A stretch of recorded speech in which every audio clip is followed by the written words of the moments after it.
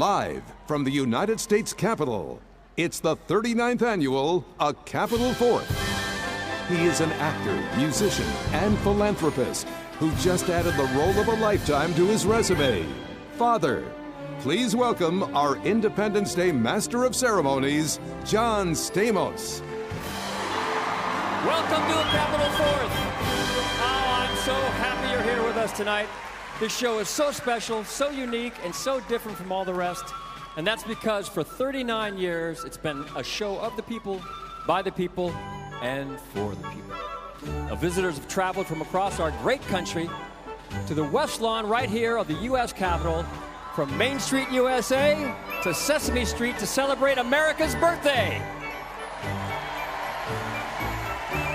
Now, when I was a young boy, my all-time favorite show was Sesame Street. Now, who am I kidding? It's still my favorite. And I remember sitting in front of my TV, dreaming that one day I might get to sing with the Muppets. Well, guess what? Here to make a young boy's dream come true are Big Bird, Bert, Ernie, Rosita, Abby Cadabby, and Elmo!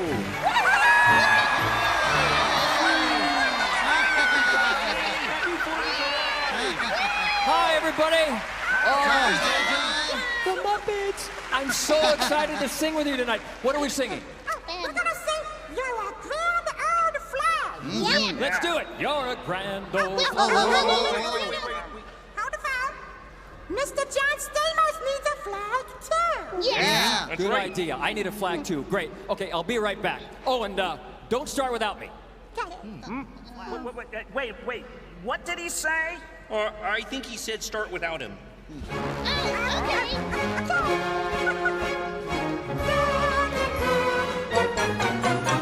You're a grand old flag, you're a flying flag, And forever in peace may you wave.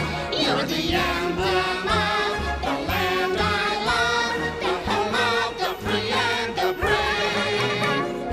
I'll be true for the red, white, and blue. Where there's never a boast or brag, but should old acquaintance be forgot, keep your eye on the grand old flag.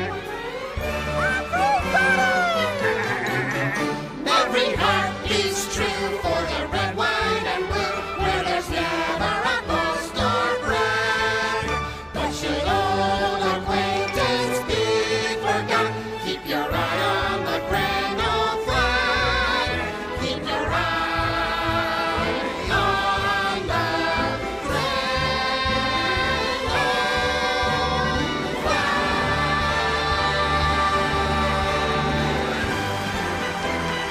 Red, white, and blue.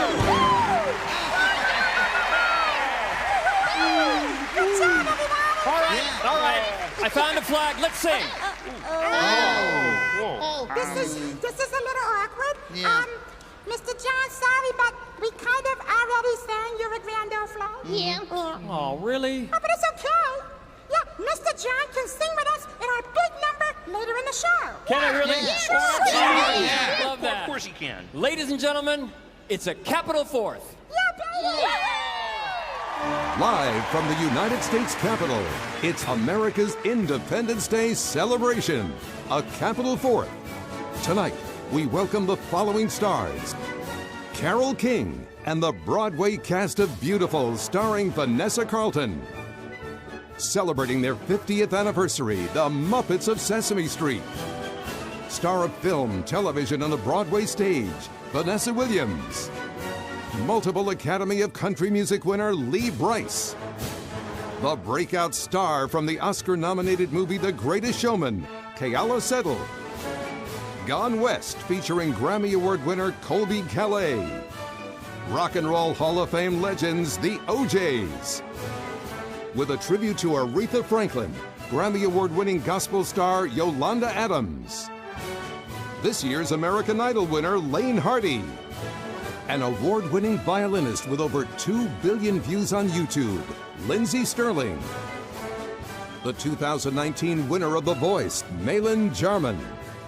A 2-time Tony Award nominee, Broadway star Laura Osnes. America's Got Talent sensation, Angelica Hale. a tribute to our men and women in uniform by the Music Corps Wounded Warrior Band. Featuring the National Symphony Orchestra, conducted by Maestro Jack Everly. Brandon Straub directing the Choral Arts Society of Washington. Patrick Lundy and the Ministers of Music. The U.S. Army Band, Pershing's Own. The U.S. Army Herald Trumpets. The U.S. Army Presidential Salute Battery. The Joint Armed Forces Color Guard. And to present our nation's colors, members of our armed forces from the Military District of Washington, carrying our 56 state and territorial flags. A Capitol Fourth is made possible by the Boeing Company. Thank you is what we say. But we mean so much more.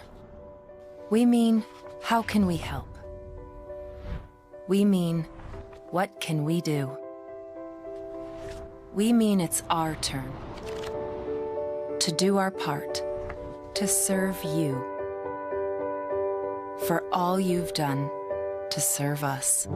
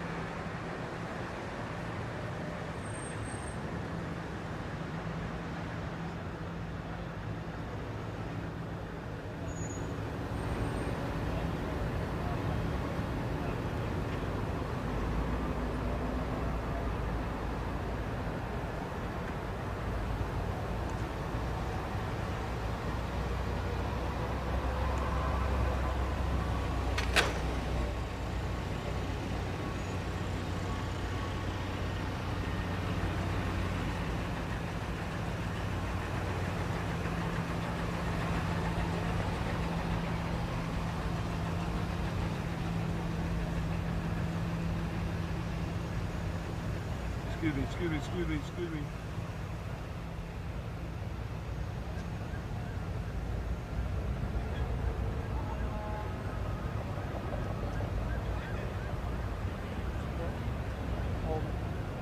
have the traditional 4-shot picture, they weren't quite sure where the president was supposed to go.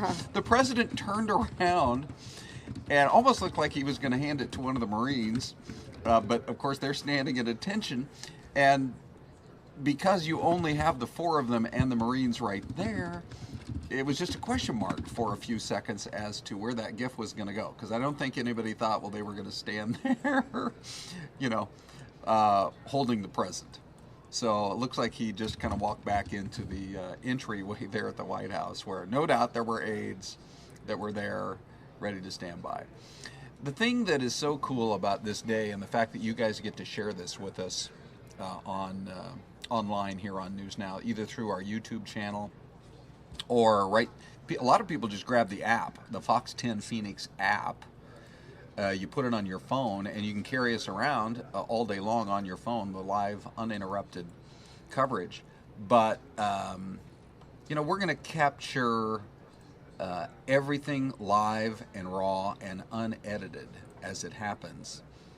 Like 5 minutes, 10 minutes ago, when President Obama started walking down the portico there, you can see the photographer literally picked up his camera, and the next thing you knew, it looked like it was pointing toward the ground, because it's just a live feed, and we're going to have that for you all morning long. And that was another instance right there of nobody quite sure exactly what to do for a few seconds until they figured out, hey, somebody take care of this gift so we can get our traditional picture in, and then we'll go into the White House and we'll have our visit. They've got the tea all set to go. And now we're at the Capitol, where these live images are coming in from. We've got a cool shot from the White House and a cool shot from the Capitol, all going on at the same time.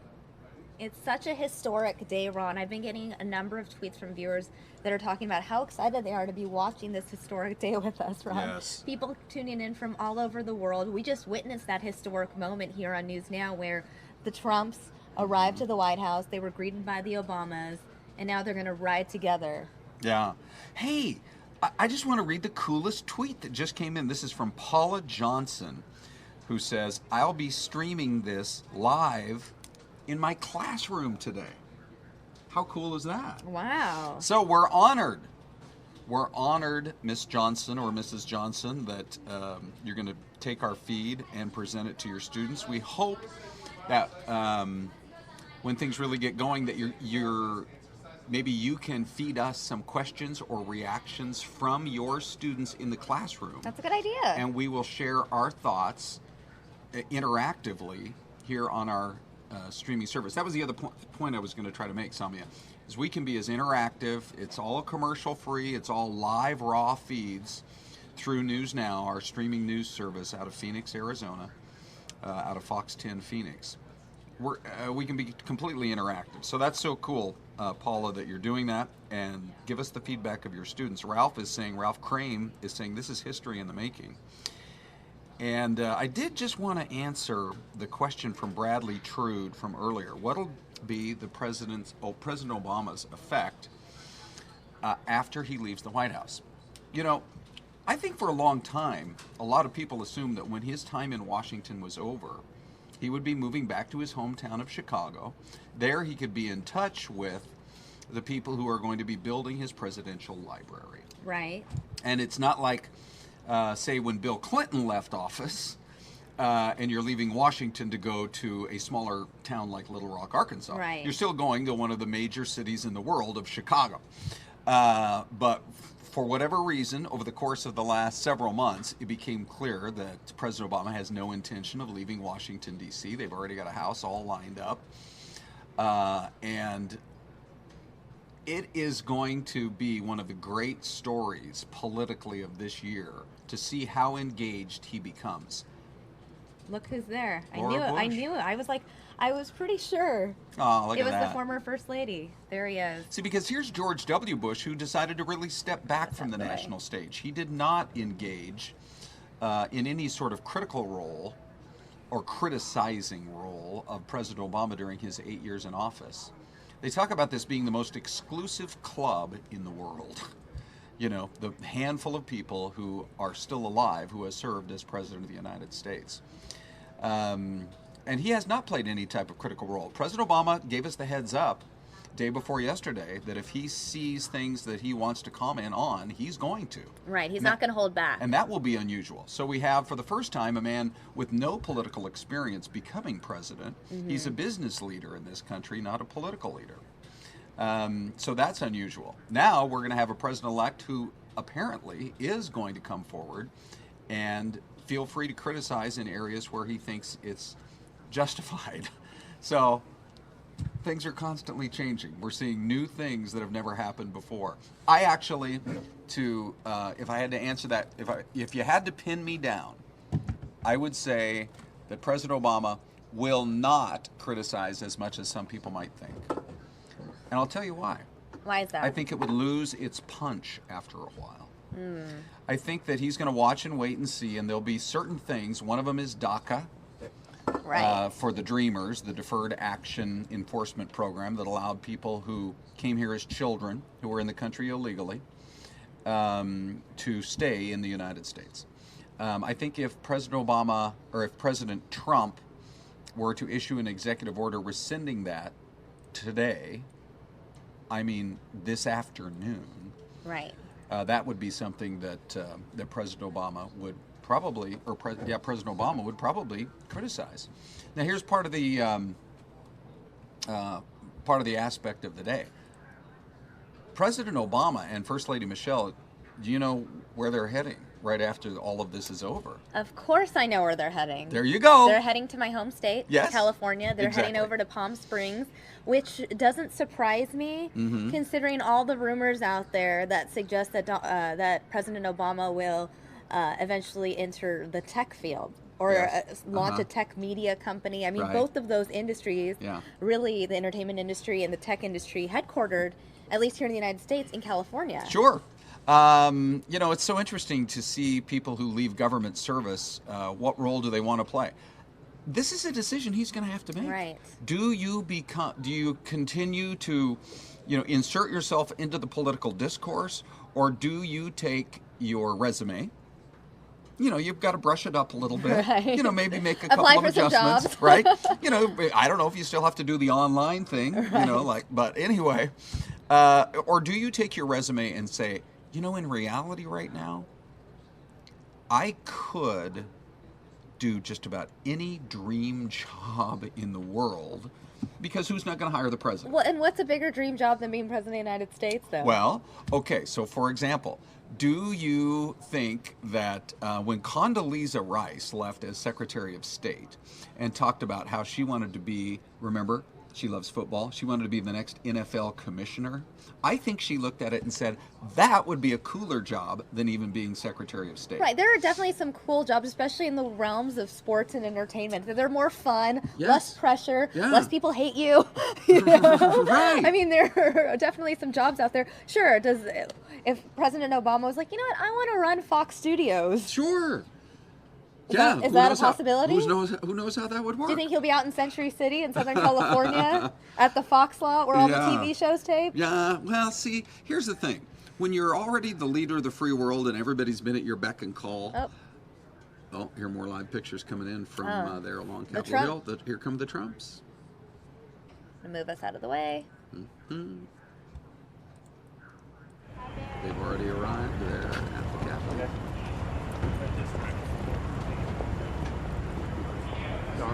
An exciting day here on News Now. We appreciate everyone tuning in.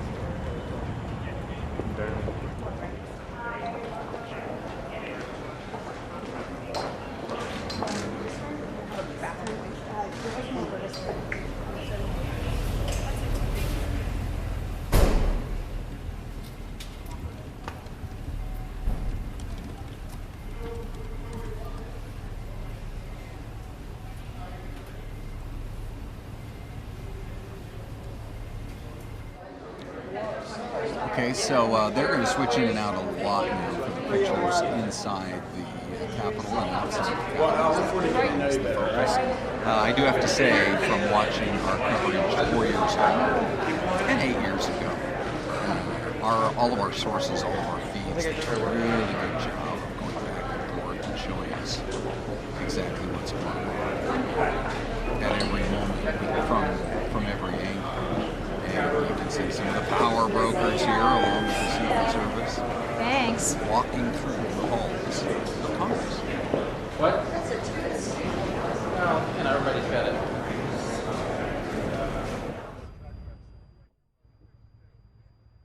Live picture now from Capitol Hill. Hey, here's one of the things. So again, the difference between what we're able to do and others is that we can interact with you guys. Here's Stephen Murphy, who says, "Hey, former Phoenician watching in St. Louis. Good to see a familiar face. Thanks for the coverage." We love getting your feedback, you guys, and we are happy to answer your questions as well. Let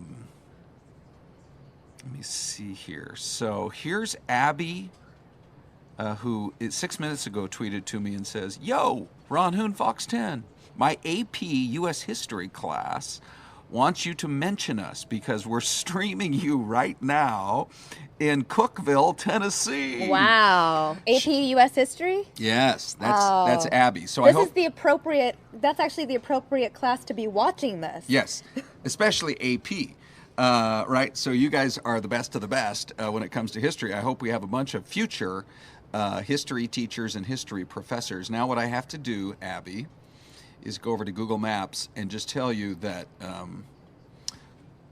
Tennessee is one of the most beautiful states.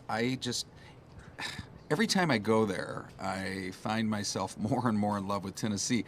I just, in this last year, went to Chattanooga and found it to be one of the most fascinating, beautiful, and historic cities. And from there, actually, I think I might have driven right through Cookeville, now that I think about it. Yeah, because we went up to Kentucky. So shout out to Cookeville, Tennessee, and the AP History class. We are really glad that you guys are watching us. And if you want to tweet a few questions our way, you can challenge us with your history knowledge and your love of politics, and we'll try to answer as many questions as we can. This is one of the coolest aspects of what we're doing, is that we are able to talk to students who really truly appreciate that you are watching history unfold, and you'll probably remember this very day for the rest of your lives. The fact that you were a senior or a junior, you were in an AP history class and you got to interact with us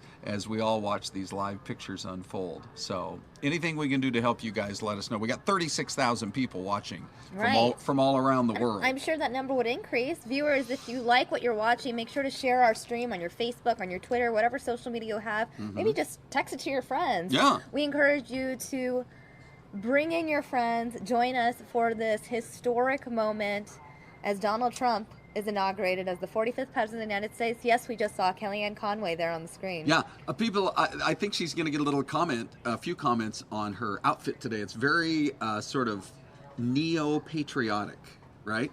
It's kind of new version patriotic. It almost had that look of literally going back to the days of the American Revolution. I thought that was a pretty cool choice on her part. And Scorpion, I just want to read this viewer comment. "Good morning. I'm watching your stream from Ottawa, Ontario." So we have some Canadians watching from across the border. People tuning in from all over the world to watch this Inauguration Day coverage. That's right. Donald Trump inaugurated as the 45th President of the United States. We are just 2 hours away from the official swearing-in ceremony. It's all happening here, guys. We appreciate all of you tuning in. Ron, yes. I still can't believe this day is finally here. We have been covering politics since April of 2015. We've been covering Donald Trump since June of 2015. Right. We carried it for you here on News Now when Donald Trump made his big announcement from Trump Tower that he would be running for President of the United States. And back then, a lot of people didn't expect that he would be inaugurated come January 20th, 2017. A lot of people didn't think he was going to stay in the game, that he was just doing this for publicity. And once they realized the kind of support he was getting, there were still a lot of people that, despite the fact that Trump was getting support, believed that he wouldn't become the Republican nominee. Well, I think that I ran across an article yesterday, and it was from Associated Press, that said that Donald Trump, some people remember when he was in the Czech Republic in 1996 that he told people he would someday be the president of the United States. Wow. That was 20 years ago. Wow. And so... if you believe it, you can achieve it. Yes. There's the lesson there. Yeah, exactly. So apparently this has been a dream of his for a very long time. How far back does it stretch? Who knows? But how many little kids don't grow up in this country thinking, maybe someday I could be the person in charge. I could be the next president of the United States. Hillary Clinton, it turns out, was not meant to be that she was going to be our first female president. But that, I think, is probably going to happen pretty soon as these election cycles unfold. So boy or girl, man or woman, it's just cool to think about, when did that dream start for each? Actually, that would be a great book. If some historian, maybe it's you guys in the AP history class in Cookeville, Tennessee, if somebody sat down with each of the still living presidents and said, just tell me about the dream. Don't tell me about the campaign. Don't tell me about the last 2 years of raising money, all those kinds of things. Tell me about the day that you were in a political class and you thought I could do this when you were 14 years old. That could be me. Could it? No, I'm saying that's the thought that they had. Yes, that could be me. Donald Trump is going to have 2 Bibles today. One is the Bible that belonged to Abraham Lincoln. Right. The other Bible was one that my understanding was given to him by his mom when he was 9 years old, after he completed a Sunday school class there in suburban New York. I think it was a Presbyterian church. And he, so it's so cool that he wants to connect with that part of his past as a 9-year-old. Here comes Kellyanne again. Kellyanne Conway, one of the most powerful political names in the country today. Right. A lot of people credit her as the person who really turned Donald Trump's campaign around, really shifted his message, toned him down a bit, and really made him more appealing to people that were maybe on the fence regarding whether they would vote for him or not. Yeah. I mean, those final weeks of the campaign, it appeared that it really was brilliantly run. And the multi-state strategy to go out there and win Pennsylvania and to win Michigan. Because remember, we're literally in the last hours of the campaign. And then candidate Donald Trump goes out to Michigan to stress one more time, you're looking at a state that has seen so many jobs lost. We're gonna bring them back. And that message played so powerfully in Michigan and in Pennsylvania. Those 2 states really swung it his way. I'm gonna look for a few more tweets here. I'm getting a ton of tweets from all over the world. It seems like everyone wants their country or their state to get a shout out. We have Mercy Lynn watching from Kenya. Wow. Yeah. That's pretty cool. Lily Valecki tweeting, watching live coverage of the inauguration from Sydney, Australia at 2 a.m. Oh, way to go, Sydney. Wow. And Colby Richard watching live in Coach Cox's world history class at Airline High School in Louisiana. Oh, that is just so great. So again, we want to thank all of you guys tuning in, not only here in Arizona, but all across the country and all across the world for this historic moment. We know that maybe not everyone tuning in is a Donald Trump supporter, right? But we know that all of you are here to watch a historic moment. All right, so it's so cool that we're communicating with the kids in this one AP class in Cookeville, Tennessee. I just looked it up. Now I remember. You're really attached to this class in Tennessee. Now I remember because I left Chattanooga, drove up that highway, went through Sparta, and actually stopped and got gas at the Shell station in Cookeville, right where Jefferson Avenue crosses underneath the I-40 on the north side of the freeway. So I love Tennessee. Let's see what they're saying here. Let me zip over to the Twitter page and see. Wow.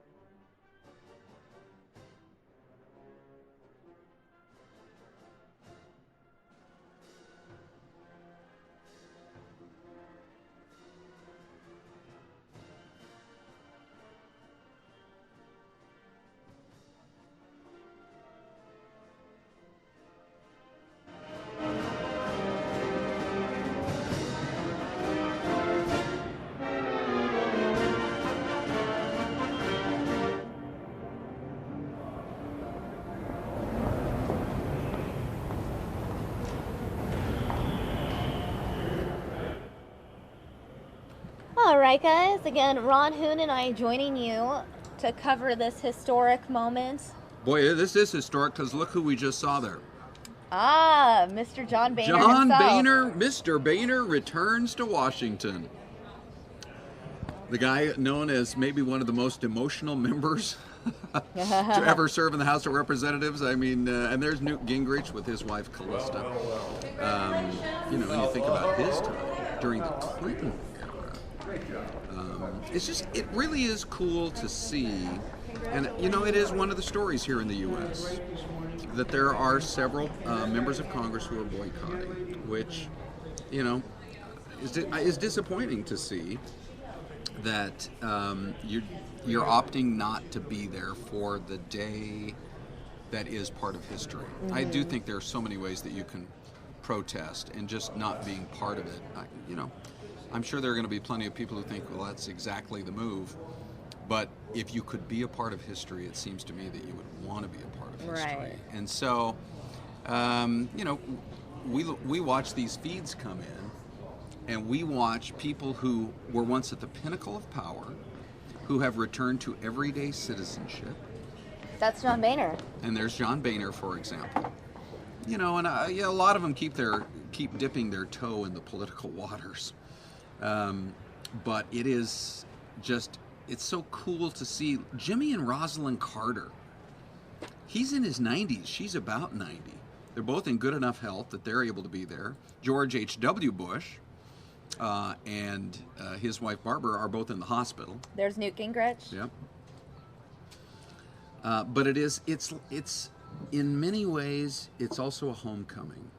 It's a chance for people of all different political persuasions, because, you know, you've got John Boehner and Newt Gingrich on one side, and you've got Joe Biden and President Obama and other leaders of the Democratic Party that are all going to be on the same stage. Right. Well, you have the Obamas and the Trumps obviously riding together Yep. to this inauguration.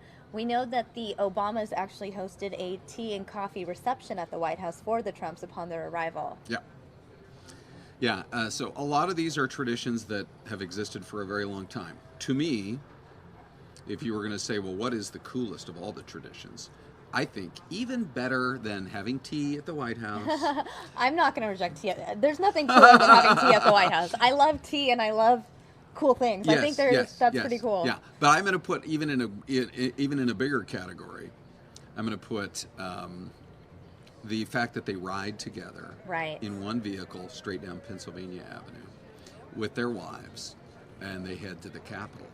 That is a tradition that I believe started when Andrew Jackson handed the presidency off to Martin Van Buren. Wow. They were both in the same party, but politically, I mean, Andrew Jackson was old hickory, you know, and he came from the wilds of Tennessee. And Martin Van Buren was one of the most well-known political operatives of his time coming out of New York. Mm-hmm. You know, and they forged this friendship. And so that's where it all began, where they rode together. Of course, in those days, it would be horse and carriage, you know, and now it's in the presidential limousines. But it's just so cool that happens. When you think about some of the, we were talking a little bit earlier about how Herbert Hoover probably didn't want to get in that car with FDR. They hated each other. Hoover especially hated FDR. But they got in the vehicle and they rode together. Who knows? Maybe they didn't say two words to each other. Right. Maybe they both sullenly looked out the windows. Who knows? They just did it for show. But the simple fact is, with a few dozen exceptions of certain people on Capitol Hill who are boycotting, the vast majority of people of both political persuasions are participating in this peaceful transition of power. And I do want to reiterate that what makes News Now a really unique stream is its interactivity. I know a lot of you guys tweeting about where you're watching. I want to make this more informative for the viewers. So if you are going to tweet us, I want you to tweet us what you liked about President Obama and what you're excited for with regards to President-elect Trump. We'd like to hear your thoughts, what you're looking forward to, your reflection on the last 8 years. So if you were an Obama supporter, let us know what you loved about him most. And if you're a Trump supporter, let us know what you're most looking forward seeing from Trump in the next 4 years. Mm-hmm. So tweet us. Our names are on the screen. You can find us, and we'll read your comments here on News Now.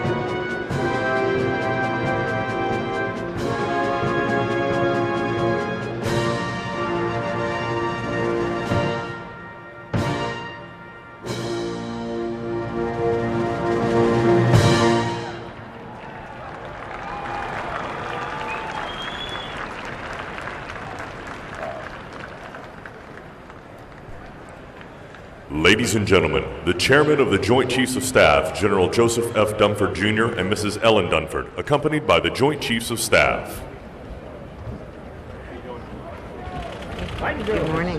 Good morning. Good morning. Good morning. Good morning. Thank you. How are you? Good morning. How you doing?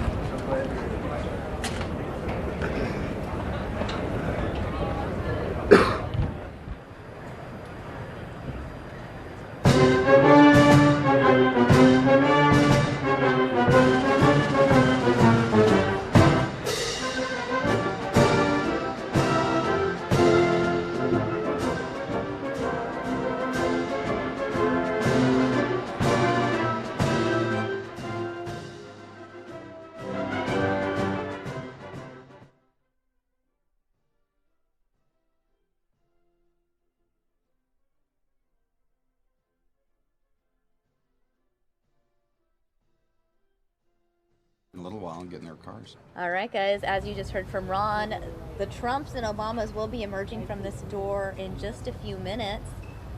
So we wanted to go ahead and take this camera now for you guys so you guys can get a view from the White House. We did ask you viewers to tweet us and let us know what you liked about President Obama, what you're looking forward to with President Trump. Adelu tweeting me, Obamacare saved my teacher's life, so Obamacare is cool in my book. There you go. We have Sophia in Mexico City who's watching. We have an AP class in New York that's watching. India, literally all around the world. So we love to get your feedback on the Obama years and what you want to actually see Donald Trump do as president. It's a good chance for us to be interactive with you. Right now, the Kushti live tweeting me. Like Trump for his speech on battling the global elite. Well, I think that was a big part of why his support never faltered. It was so interesting to see over the course of the campaign so many potential political heavyweights and favorites rise up in the polls and then fall. Right. Rise up in the polls and then fall. Oh, there's Bob Dole. Did you see that? Oh, no. I'll go ahead and take that camera. Talk the viewers about a aren't looking at statesman. that camera right now. Look at Bob Dole, well into his 90s, one of the most powerful men in the United States Senate for his years serving there. And he's just arrived as the wheelchair is brought in. There's Steny Hoyer. See, now, there's one of the most prominent Democrats shaking hands with one of the most prominent Republicans. And that, I really feel, in so many ways, is why this day is so important. So, really cool to see some of that going on.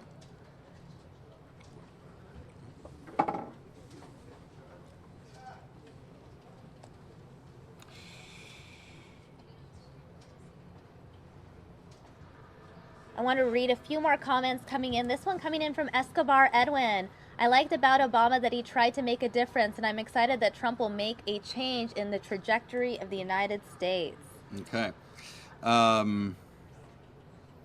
We are really loving your feedback from Tokyo, from Queens, New York. Which was the last president to represent New York before Donald Trump?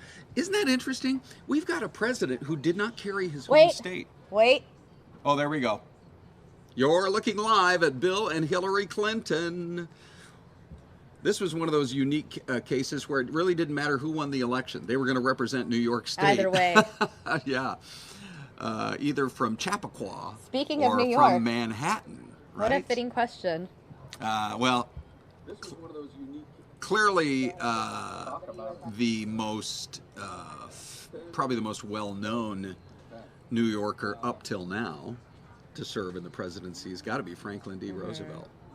I mean, when you consider that that man was so popular, he was elected and then reelected 4 years later, reelected 4 years after that, and reelected a third time, a total of 4 presidencies. That, by the way, is a really cool place to go spend a day, is the Franklin D. Roosevelt Home and Museum in upstate New York on the shores of the Hudson River. We were talking earlier about when does this dream first enter, when does it first enter your head? And you got to believe for Franklin Roosevelt, it was as a young man, you know, when he originally his thought was he would sail great ships because he watched them going up and down the Hudson River as a boy. But at some point he got himself involved in politics. His distant relative Teddy Roosevelt had already been involved and had served as president. And so from New York, we see, you know, some of the biggest political names ever. And now Donald Trump is the latest.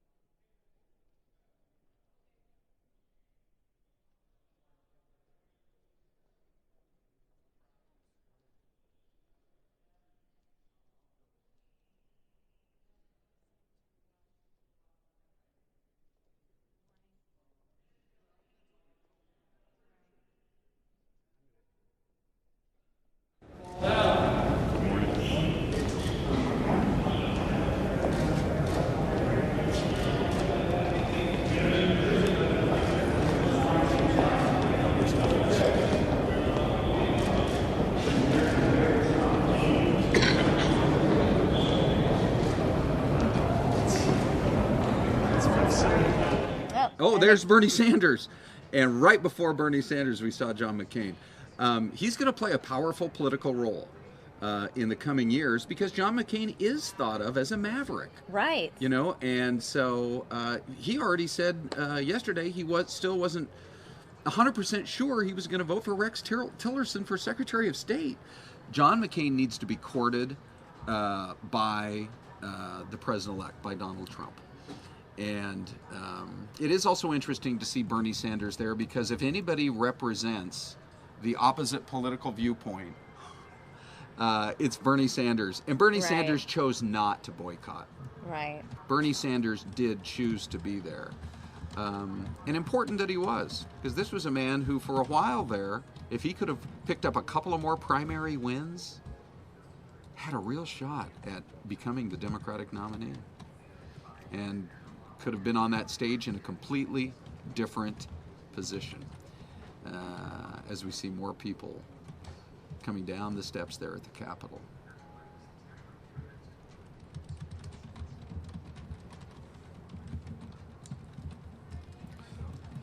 One of the great things about what you're watching now, and by the way, this is News Now. We feed to you live through YouTube and on our website, which is fox10phoenix.com. We are a streaming news channel coming out of the Fox television studios in Phoenix, Arizona. And literally people watch us from all over the world. They grab the app, they put the... Hang on one quick sec. Yeah, Troy. Mm-hmm. Yeah, no, we can hear you. We've got... Okay. Yeah, we're hearing our television partners chatting with us at the same time as we watch the Supreme Court. Members of the United States Supreme Court come in, one after another. And this, again, is just part of watching the political process. There's Cory Booker, the New Jersey senator that some feel might be a future presidential candidate. Do not be surprised if even by 2020 we see his name start to emerge, Samia, Cory Booker, as people are saying there needs to be a new generation of leaders within the liberal wing of presidential politics in the United States. I mean, Bernie Sanders is passionate and fiery. But he's also in his 70s. He's in his 70s. Hillary Clinton, at about the same age. Now, here's Elizabeth Warren, and she's a little bit younger.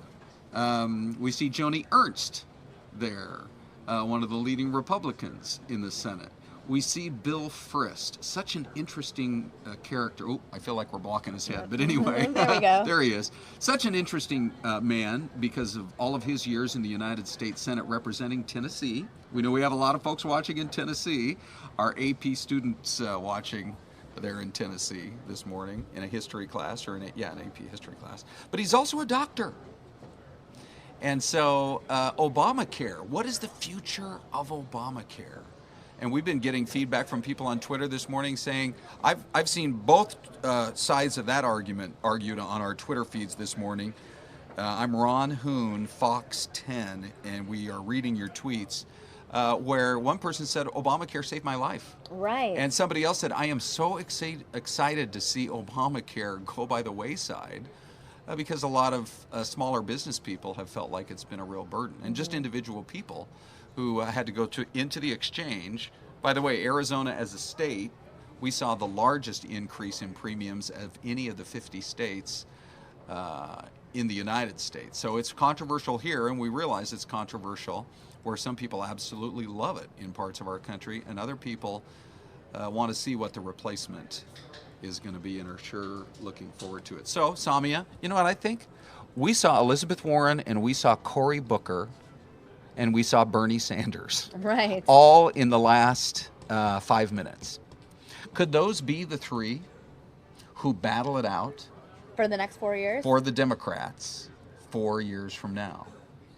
You think Bernie Sanders will still be in the mix? I think that it's very hard when you feel like you got that close. To not try again? To not try again. You've had your appetite whetted, and especially when you feel like you were in the right.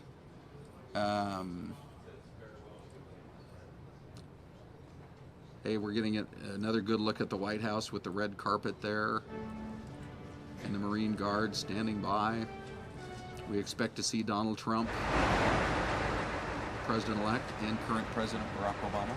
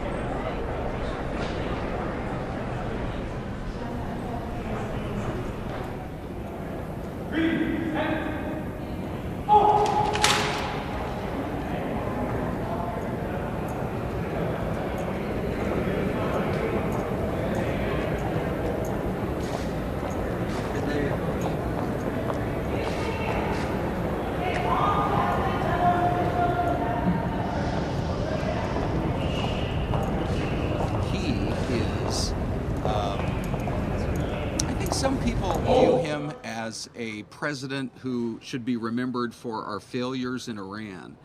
But if you go to the Carter Library and actually spend a little bit of time, your appreciation for what he did do as president of this country, and sort of the almost the humanity that he brought to the office. Here's a guy who still goes out, teaches a Sunday school class, and builds houses in low-income neighborhoods. Right.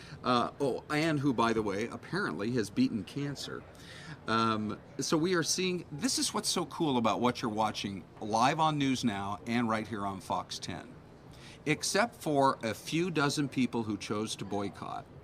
You have everybody from Bernie Sanders on the left, right, to the far left, to Newt Gingrich on the right, who are gathered together to honor as much the person and the office as the event itself, right, the peaceful transition of power. And there's Ruth Bader Ginsburg, obviously a Supreme Court justice. And now you can see how the podium is really filling up. And those are the seats you want to have. We saw Bill and Hillary Clinton. By the way, we saw Cory Booker, the New Jersey senator. We saw Bernie Sanders. We saw Elizabeth Warren. We saw our own senator, John McCain, as well. We saw John McCain, who's going to be... John McCain is only going to be more powerful in the next at least 2 years, if not longer, because he is considered a maverick. And we wait to see just what sort of a political role John McCain will play in trying to maybe bring Democrats together. So now we also have some images coming in. Interesting. Are these protesters? Is I this the believe women's so. march? No, this. Yeah, no, I think these are just some protesters who have gathered there on the streets. Right. Who looks like they are headed off, probably in the direction. But keep in mind, the security is so intense anywhere near the National Mall that any efforts they made might try to make to get in there are going to be thwarted, because I don't think you're even going to be able to get close. The security lines were intense already at 6 o'clock this morning. There's President Carter again. When he hits 100, he needs to write a book. How I Live to Be 100. Because he's gonna. Maybe it's his positivity and his optimism and his personality. Yeah, I think absolutely. Giving to others. Maybe that's the key to happiness, Ron. Yeah. You know, Clinton and Bill Clinton at the inauguration.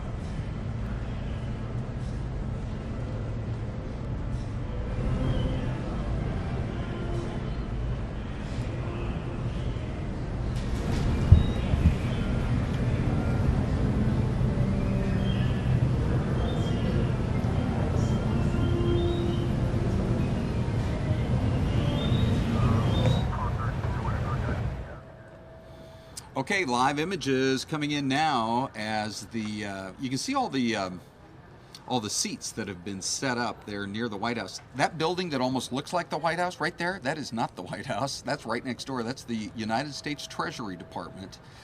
And those are the primo seats that you want to get for the inaugural parade. Because we have seen in previous parades, at some point, presidents decide to get out of their vehicle and walk that last part of the parade. So as we see the motorcade kind of working its way through the streets of Washington, I was in D.C. I believe it had to be January of 2005 because it was the re-election of George W. Bush and Dick Cheney. And I was there, it was about a week before the inauguration. At the time, my daughter lived back in D.C., and it was so fascinating to be there and see what a party was in the planning. I mean, this is a huge party for hundreds of thousands of people. Every coffee mug, every bumper sticker, every button, every store, everything that you can imagine is so oriented toward Donald Trump and Mike Pence on this historic day.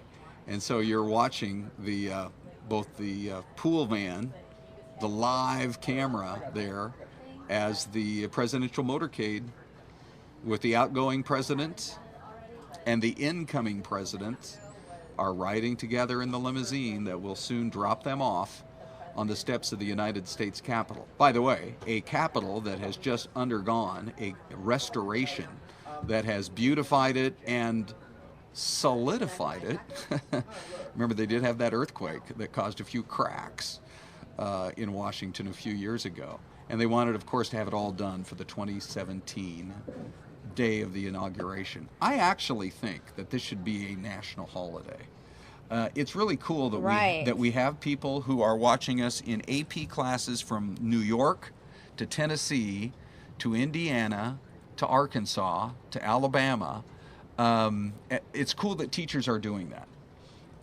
But I just think it would be so great if this could be an actual national holiday so everybody could have the day off, not to go shopping, but to just watch this whole process unfold. Samia, I believe it just went past the new Trump Hotel coming down Pennsylvania Avenue. They're moving at a pretty good clip now. They sped up just a little bit. And you're exactly right. Yeah, there are a lot of people who are How many cars are gathered there? In that motorcade? Yeah. Gosh, it looks like close to, I mean, if you're including the law enforcement vehicles and Secret Service, probably over a dozen. So this is our live streaming coverage of News Now. It is our streaming news service originating from the Fox Television Studios in Phoenix, Arizona, and we've got all the live feeds coming in. Look at that shot right there. The presidential motorcade working its way down. It's so cool to see Republicans and Democrats come together and to honor the day and to honor the office by people of such different political viewpoints all being together for this inauguration itself. It's also pretty fascinating from a historical perspective to think about, a lot of people feel as though our country is maybe more divided than it's been in a very, very long time. And yet, if you do have the perspective of history, if you look back at Abraham Lincoln's first inauguration in 1861, and several states of the United States had seceded from the Union simply because of him. And we were headed for the Civil War. And it was an issue that Abraham Lincoln had to deal with in the first few months of his presidency when the rebels fired on Fort Sumter. And so you had entire states. You talk about how a handful of people are boycotting today. Right. You had entire states that were boycotting, and a president who was simply trying to hold the Union together. All right, let's go back to this shot, a historic moment. Once again, Donald Trump's competitor in the 2016 election. It's nice to see some applause here. As, you know, we were looking at the facial expressions of Bill and Hillary Clinton, and when he grabbed her hand as they were walking down the steps just before emerging outside here, it really had the feel of a couple that I think maybe is still stunned. Right. And, they thought today was stung. They thought today would be Hillary's day. Correct.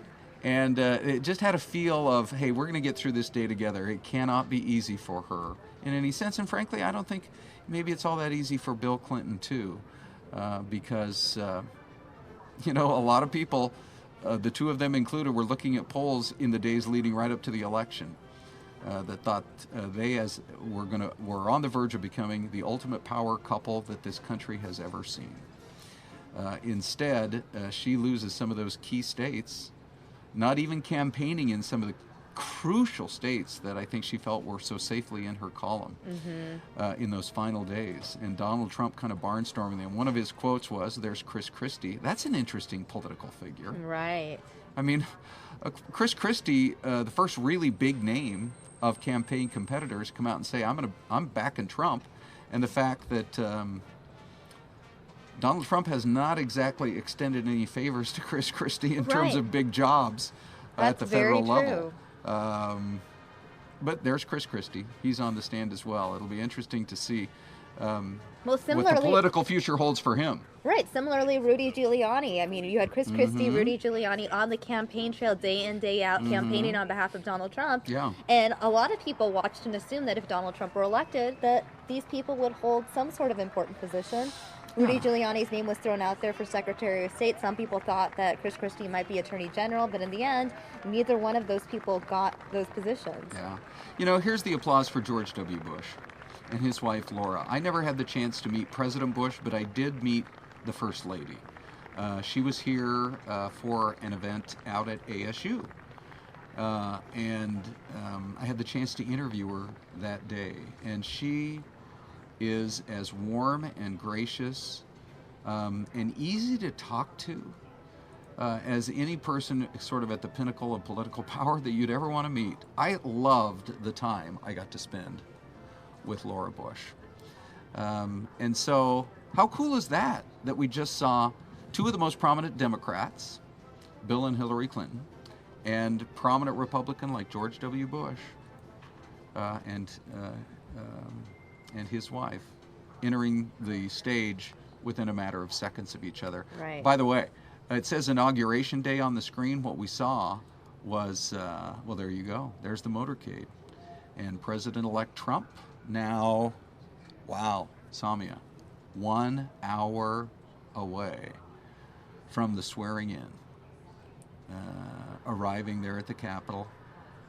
And President Obama, soon to be ex-President Obama, still, I think, contemplating exactly what the future holds for him. He has indicated he will speak out, where we saw George W. Bush really never wanting to step forward to criticize President Obama. But President Obama has indicated to all of us that if he sees areas, he's still a pretty young man. Politically, he can still be quite powerful for many, many years to come, and he has decided, he and Michelle, they're going to live in Washington rather than returning to their hometown of Chicago. So what role will he play in leading the Democratic Party as they try to figure out where to go in 2018? One of the interesting commentaries, Samia, that I've heard just in the last day or so is the Democrats realize they don't have the votes to block these nominees. But they are trying to set the stage for 2018 and for laying out some groundwork to say, well, we are still politically relevant and we'll fight in areas that we want to fight, and we'll choose those spots where we want to be the strongest in terms of the party of the opposition. Look at that aerial shot. Wow. I actually think that might be a camera mounted on top of the Washington Monument that we just showed you there. And now we've got the first image of President-elect Trump at the Capitol. And President Obama as well.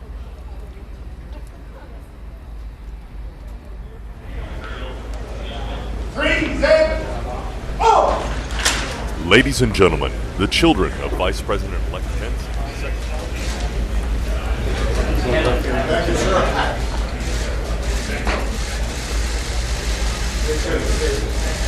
Should be back.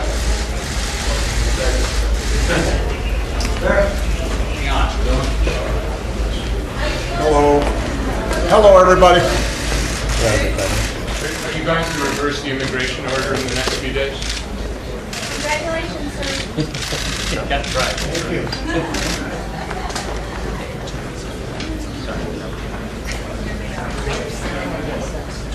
Okay, look, Laura, we're moving.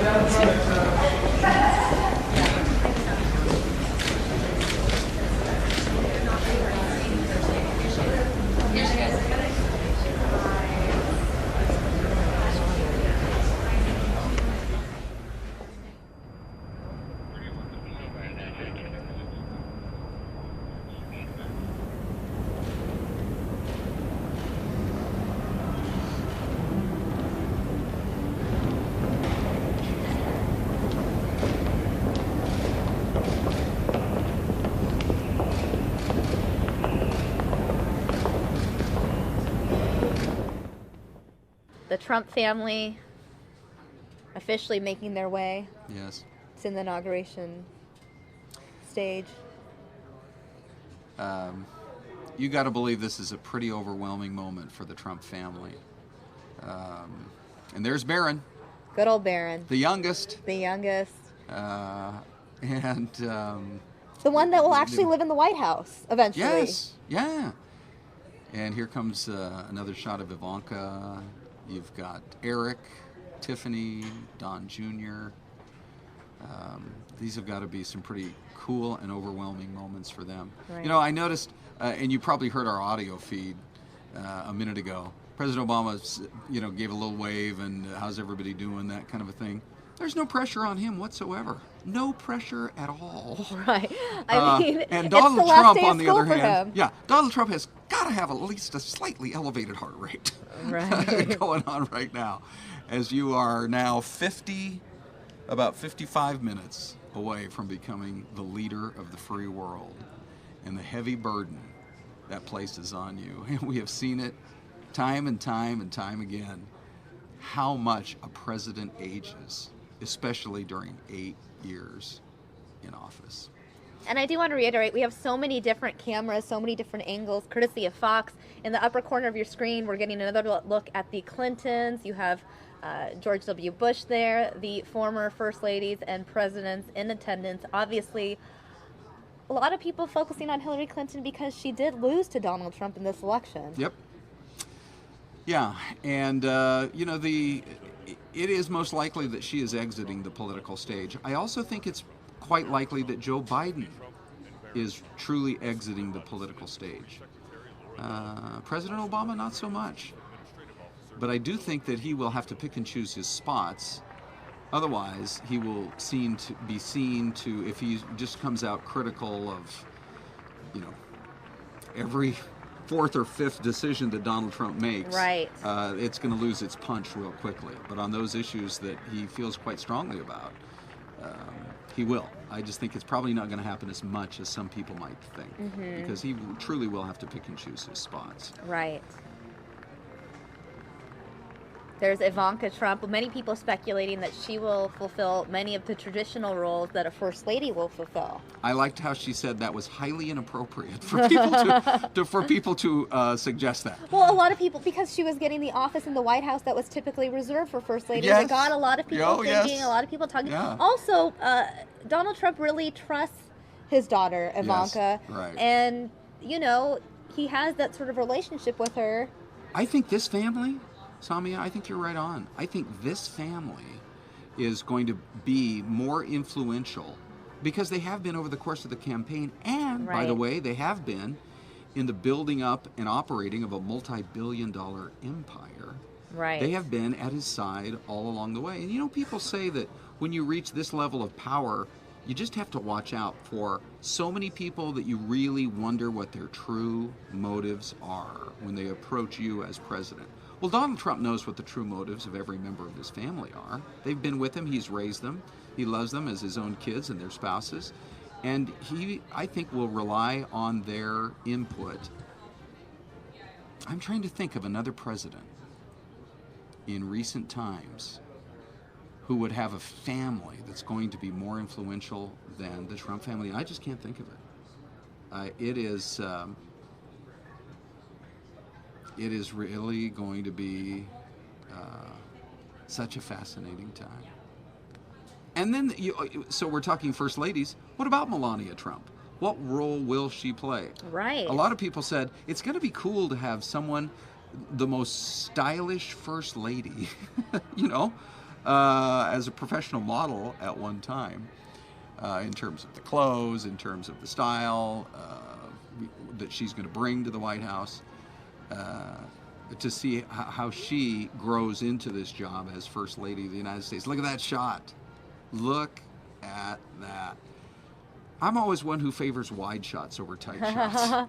Although it's cool to see the smiles and the waves. And right. And so you many can't help people but happy. notice all the Make America Great Again hats in the crowd. Sure. Lots of people buying that Make America Great Again merchandise during the campaign season, Mm-hmm.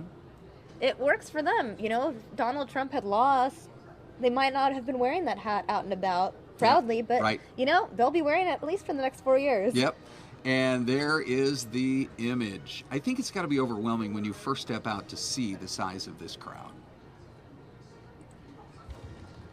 So that's a camera that's actually mounted up there toward the top of the Capitol.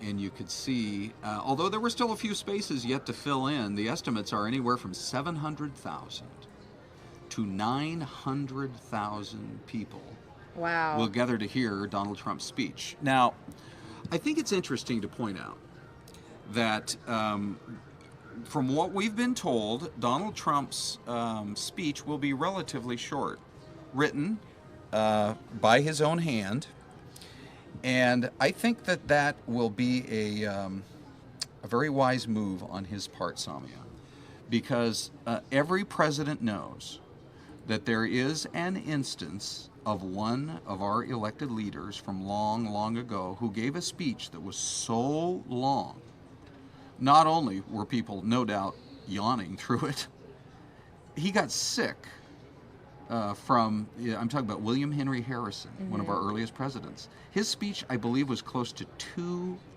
hours long, and the weather was not good, and he got sick and was dead within several weeks of his presidency.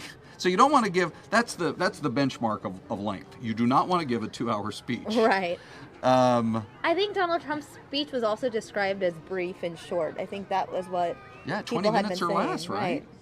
And I think that is a great move. Listen to what William Henry Harrison said when he stepped, they didn't have microphones back then, but when he stepped up to the podium and said, "Called from a retirement which I had supposed was to continue for the residue of my life to fill the chief executive office of this great and free nation, I appear before you, fellow citizens, to take the oaths which the Constitution prescribes as a necessary qualification for the performance of his duties, and in obedience to the customs of our government, and what I believe to be your expectations, I proceed to present you a summary of the principles which will govern me in the discharge of the duties which I shall be called upon to perform." Samia, that was one sentence. Wow. That's a speech in some people's category.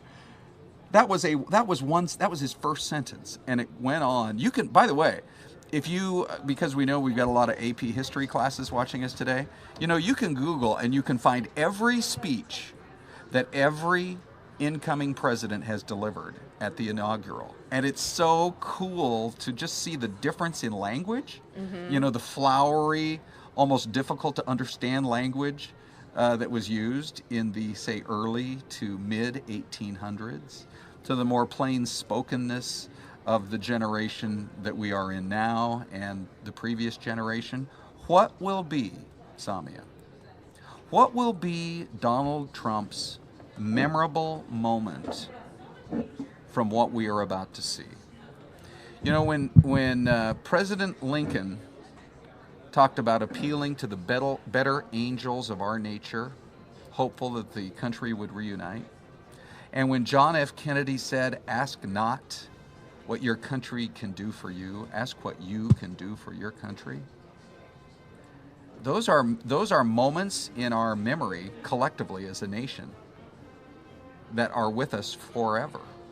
Will Donald Trump have a line today that is so memorable as we prepare for the swearing in and then the speech, now about 45 minutes away? Will he have a line that is so memorable that it will be in that same category of what we heard from a JFK in 1961? We'll have to wait and see. Like you said, we are about 46 minutes away from Donald Trump officially being sworn in. Then he will be obviously speaking and giving his inaugural remarks. Live at the Capitol, a historic moment.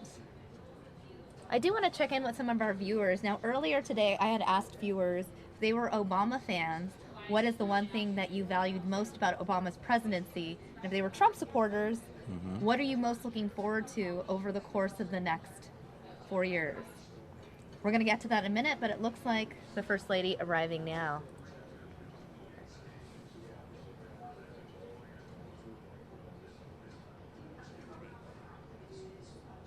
Speaking of the Obamas. Kind of interesting that there's that much space in time.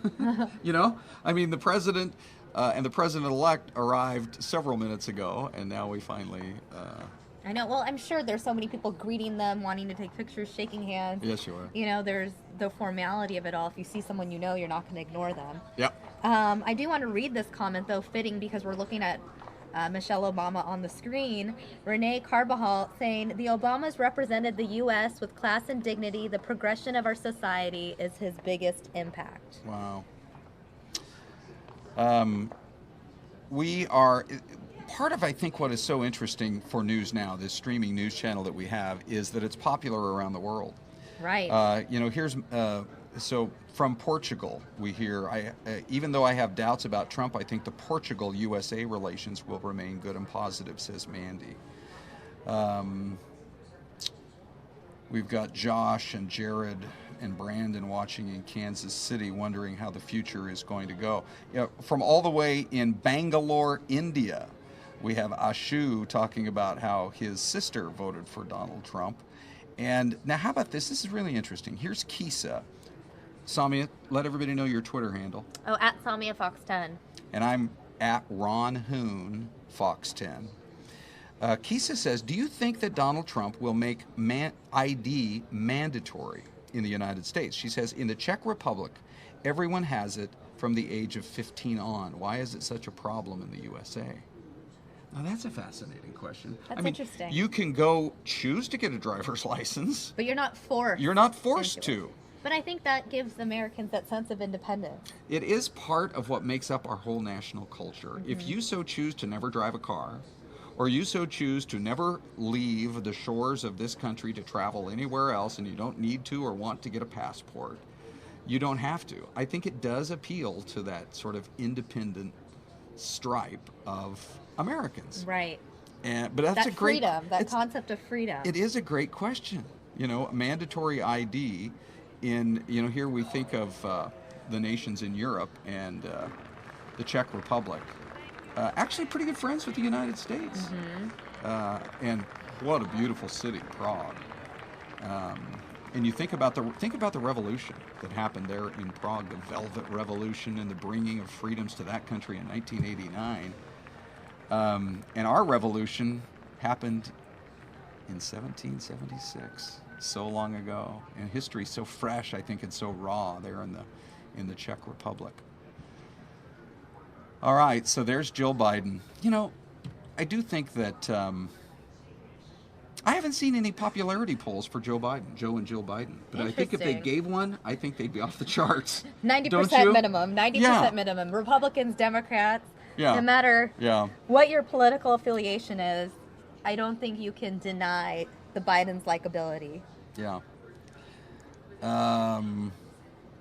Nick Shepard is watching all the way in Australia. It's 3 o'clock in the morning, and we've got folks in Australia watching. Dale's been watching from the UK and says, I voted Brexit. Here's to great change in the world. And there were people, not a lot of them, Samia, but there were people after the Brexit vote, and call me a political nerd if you want to, I believe you have on certain occasions, but I watched that BBC coverage late into the night on the Brexit vote. And there were people who said, pay attention to what is happening in the UK, because just months ahead of our election, that gives you a heads up to the sort of the way the political winds are blowing. And it turned out to actually be that way. I mean, there were a lot of people in the UK who said, I'm voting for change. By the way, you got a new prime minister out of it. The very next day, David Cameron said, I'm stepping away. And we have a new president and a new political philosophy that has come from the, quote, drain the swamp attitude that Donald Trump has promised to bring to Washington, D.C.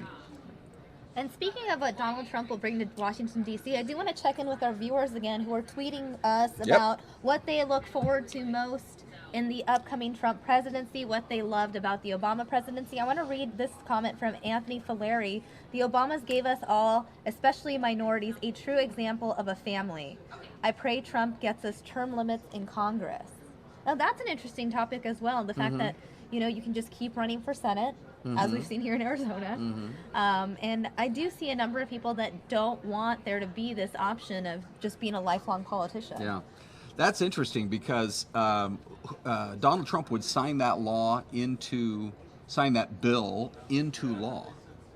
However, it has to originate from the Congress. Right. So they it just seems so hard to visualize them voting against themselves. And yet it is supposed to be a citizen legislature. It was never really truly designed to become a lifetime position like it has for a lot of people. Here comes Melania Trump coming down the staircase. I just really feel as though the weightiness of the moment has just the mantle of the office as it falls upon not just the president but his entire family has got to feel so real right about now. There was some controversy over a teacher in, I believe it was Michigan, a fourth grade teacher who said he was not going to let his students watch today. They could watch the festivities but not the speech because he was concerned about the language that Donald Trump might use. And yet here's a fourth grade class in Smith Station, Alabama, who is watching today. It's Mrs. Cook's class. And we realize we have a lot of classes from fourth grade class to AP history and political classes that are watching from Tennessee to New York and all over the country. And we love the fact that we can interact with you guys. Come like us on YouTube, our YouTube channel. If you've got a minute to grab the app, you would love this because we stream news live, uninterrupted, commercial-free each and every day on News Now. The app, by the way, is fox10phoenix.com. And our coverage will continue. You might hear others say, okay, we'll take a quick commercial break. You're not going to hear that from us. We've got the live, raw, unedited feed coming in from D.C., multiple cameras. Melania Trump, here she comes, and look at that smile as the crowd greets her with applause.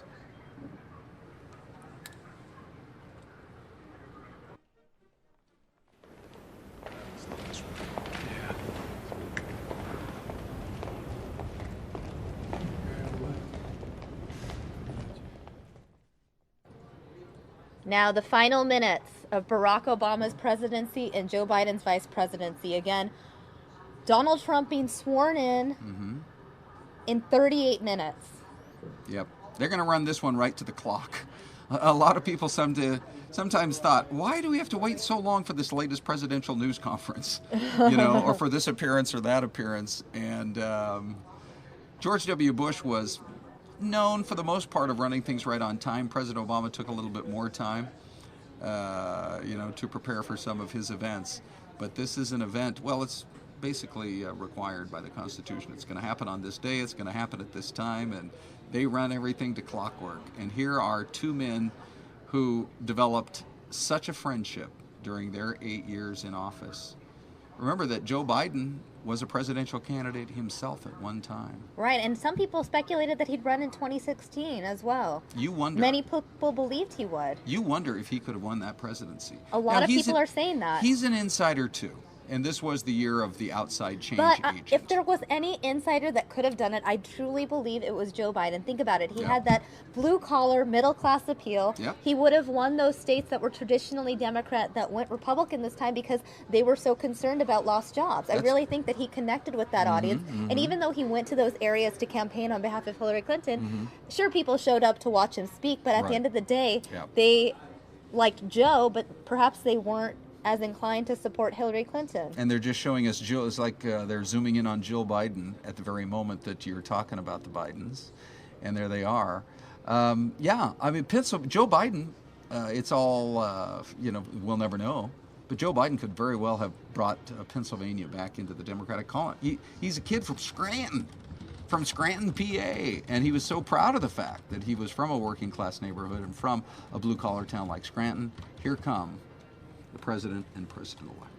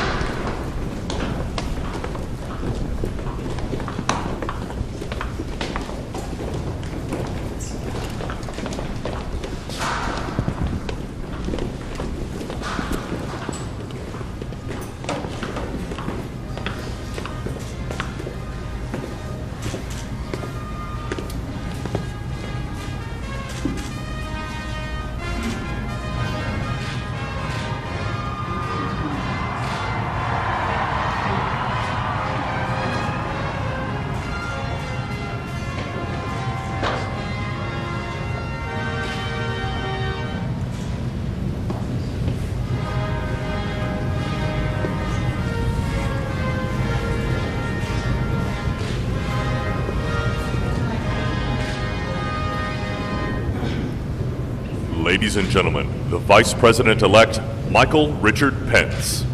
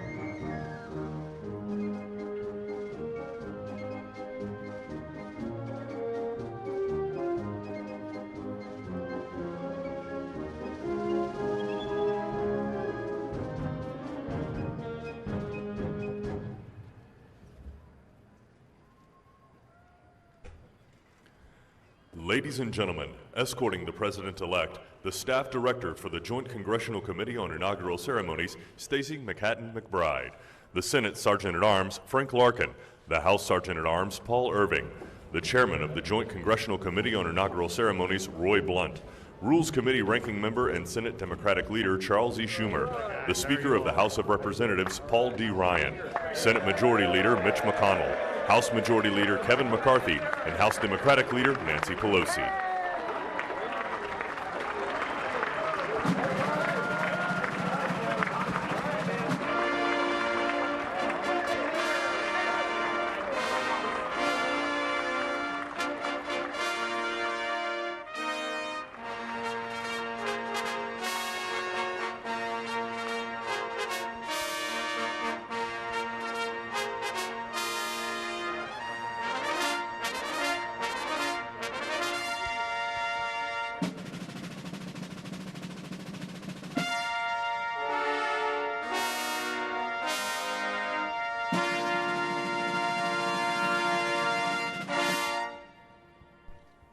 Ladies and gentlemen, the President-elect of the United States, Donald John Trump.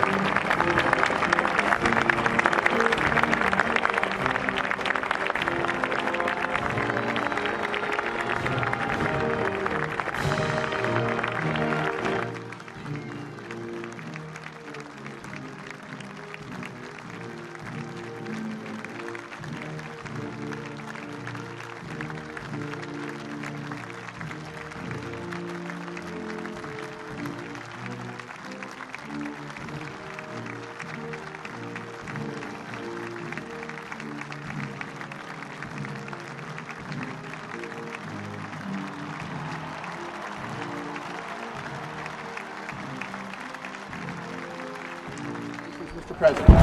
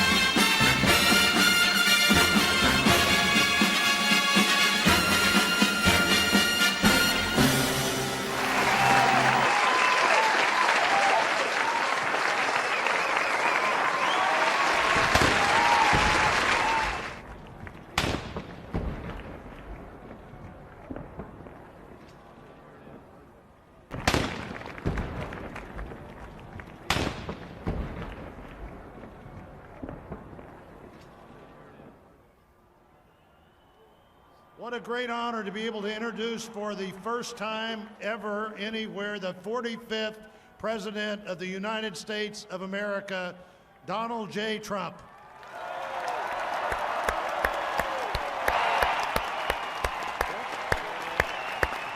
Did I get that one right?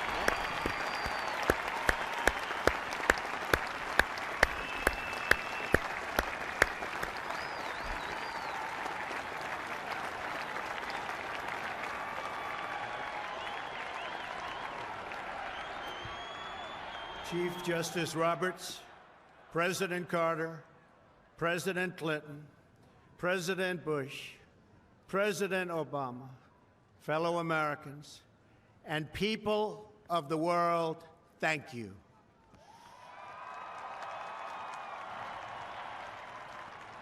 We, the citizens of America, are now joined in a great national effort to rebuild our country and restore its promise for all of our people. Together, we will determine the course of America and the world for many, many years to come. We will face challenges. We will confront hardships, but we will get the job done. Every 4 years, we gather on these steps to carry out the orderly and peaceful transfer of power.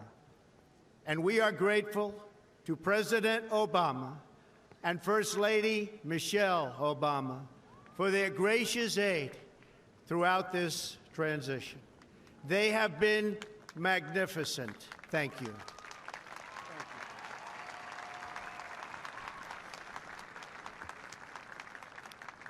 Today's ceremony, however, has very special meaning, because today we are not merely transferring power from one administration to another or from one party to another, but we are transferring power from Washington, D.C., and giving it back to you, the people.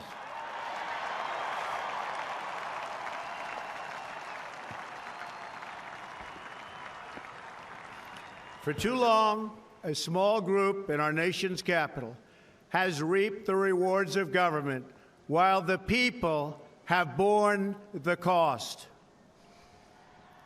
Washington flourished, but the people did not share in its wealth. Politicians prospered, but the jobs left and the factories closed. The establishment protected itself, but not the citizens of our country. Their victories have not been your victories. Their triumphs have not been your triumphs. And while they celebrated in our nation's capital, there was little to celebrate for struggling families all across our land.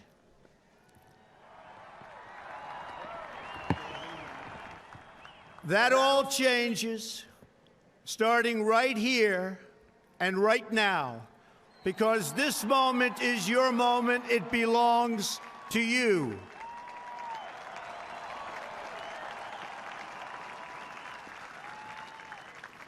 It belongs to everyone gathered here today and everyone watching all across America. This is your day. This is your celebration. And this, the United States of America, is your country.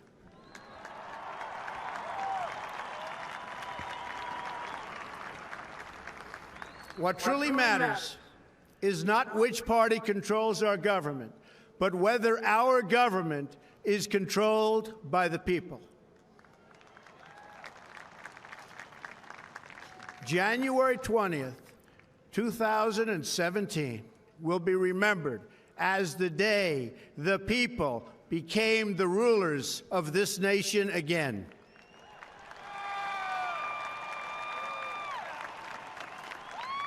The forgotten men and women of our country will be forgotten no longer. Everyone is listening to you now. You came by the tens of millions to become part of a historic movement the likes of which the world has never seen before.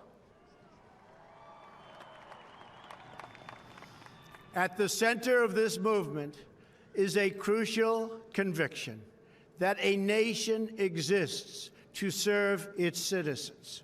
Americans want great schools for their children, safe neighborhoods for their families, and good jobs for themselves. These are just and reasonable demands of righteous people and a righteous public. But for too many of our citizens, a different reality exists. Mothers and children trapped in poverty in our inner cities, rusted out factories scattered like tombstones across the landscape of our nation, an education system flush with cash, but which leaves our young and beautiful students deprived of all knowledge. And the crime, and the gangs, and the drugs that have stolen too many lives and robbed our country of so much unrealized potential. This American carnage stops right here and stops right now.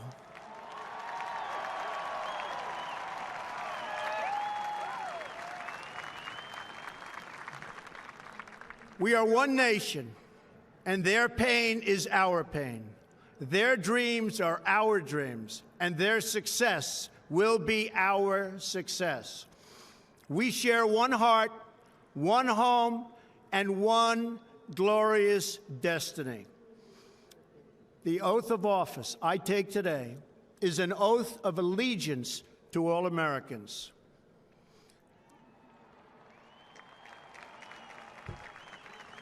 For many decades, we've enriched foreign industry at the expense of American industry, subsidized the armies of other countries while allowing for the very sad depletion of our military.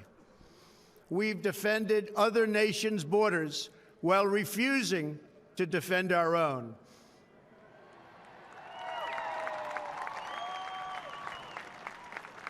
And spent trillions and trillions of dollars overseas while America's infrastructure has fallen into disrepair and decay. We've made other countries rich while the wealth, strength, and confidence of our country has dissipated over the horizon.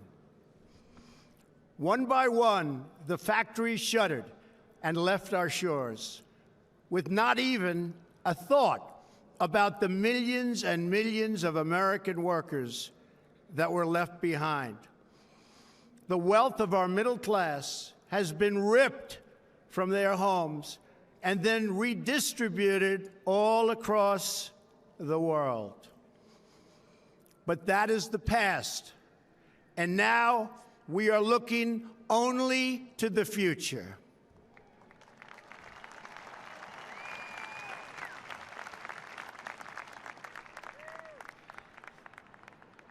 We assembled here today are issuing a new decree to be heard in every city, in every foreign capital, and in every hall of power. From this day forward, a new vision will govern our land. From this day forward, it's going to be only America first. America first.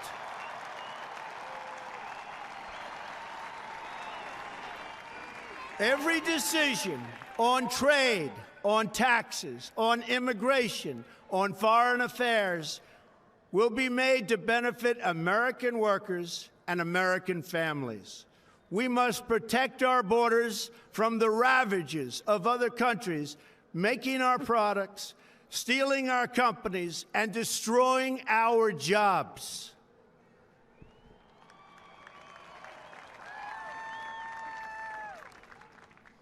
Protection will lead to great prosperity and strength.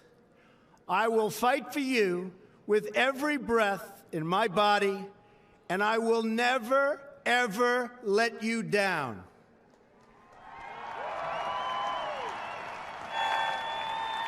America will start winning again, winning like never before. We will bring back our jobs. We will bring back our borders. We will bring back our wealth. And we will bring back our dreams.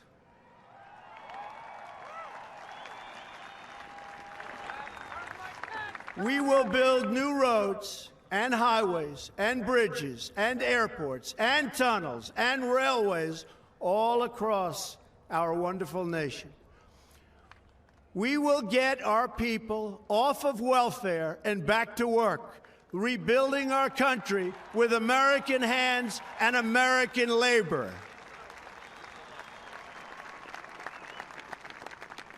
We will follow two simple rules: buy American and hire American. We will seek friendship and goodwill with the nations of the world, but we do so with the understanding that it is the right of all nations to put their own interests first.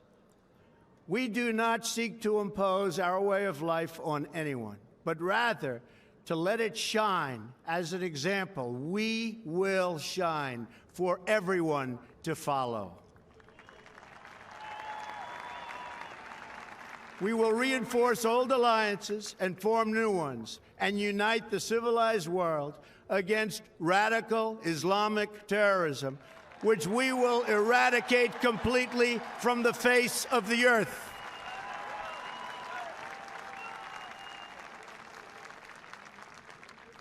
At the bedrock of our politics will be a total allegiance to the United States of America. And through our loyalty to our country, we will rediscover our loyalty to each other. When you open your heart to patriotism, there is no room for prejudice.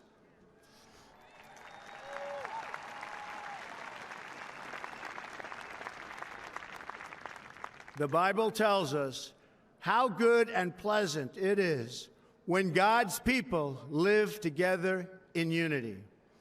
We must speak our minds openly, debate our disagreements honestly, but always pursue solidarity. When America is united, America is totally unstoppable.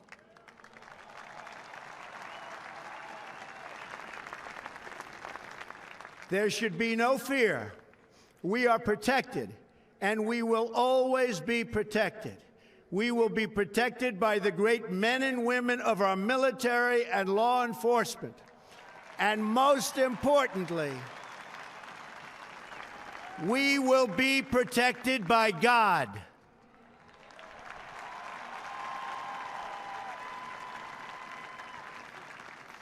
Finally, we must think big and dream even bigger. In America, we understand that a nation is only living as long as it is striving. We will no longer accept politicians who are all talk and no action, constantly complaining but never doing anything about it.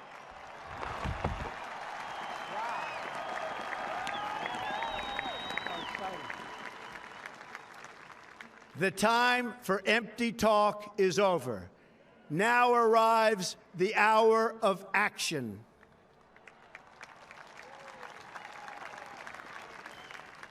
Do not allow anyone to tell you that it cannot be done. No challenge can match the heart and fight and spirit of America. We will not fail. Our country will thrive and prosper again.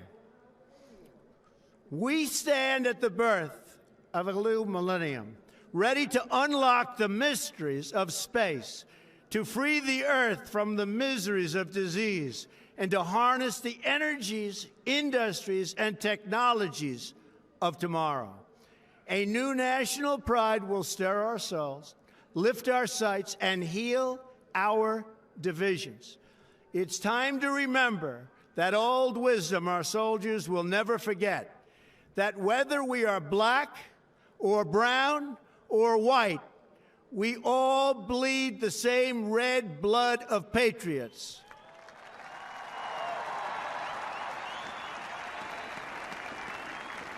We all enjoy the same glorious freedoms, and we all salute the same great American flag.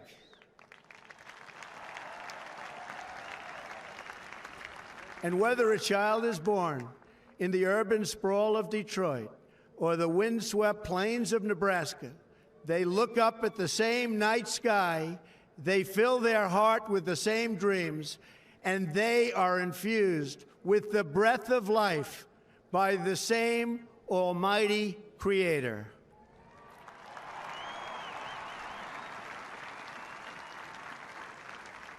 So to all Americans in every city, near and far, small and large, from mountain to mountain, from ocean to ocean, hear these words: you will never be ignored again.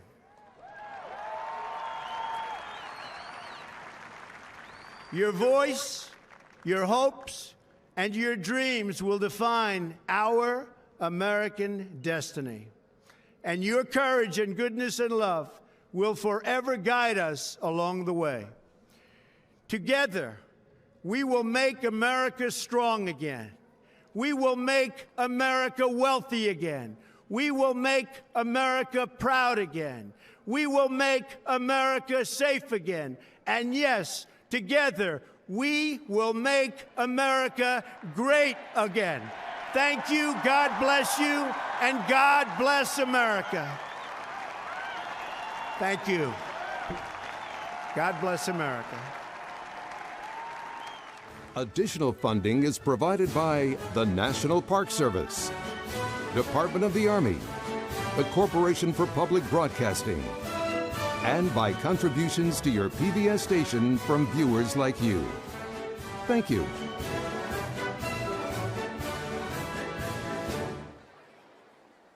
And now, please rise for our national anthem, performed by this year's winner of The Voice, Malin Jarman.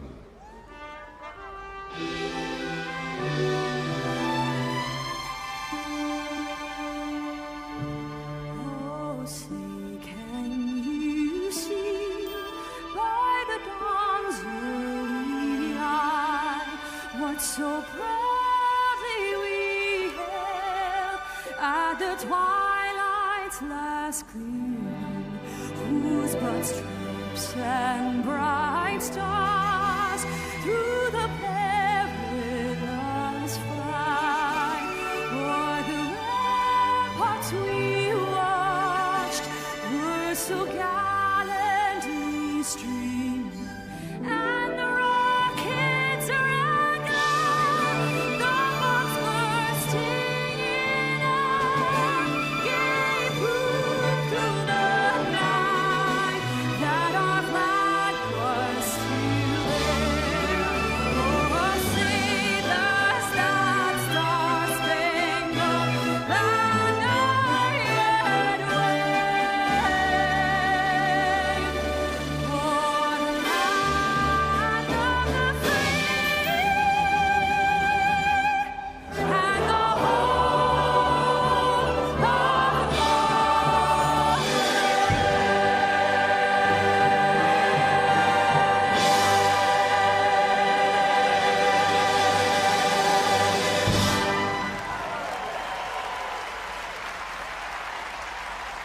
And now, please welcome back our host, John Stamos.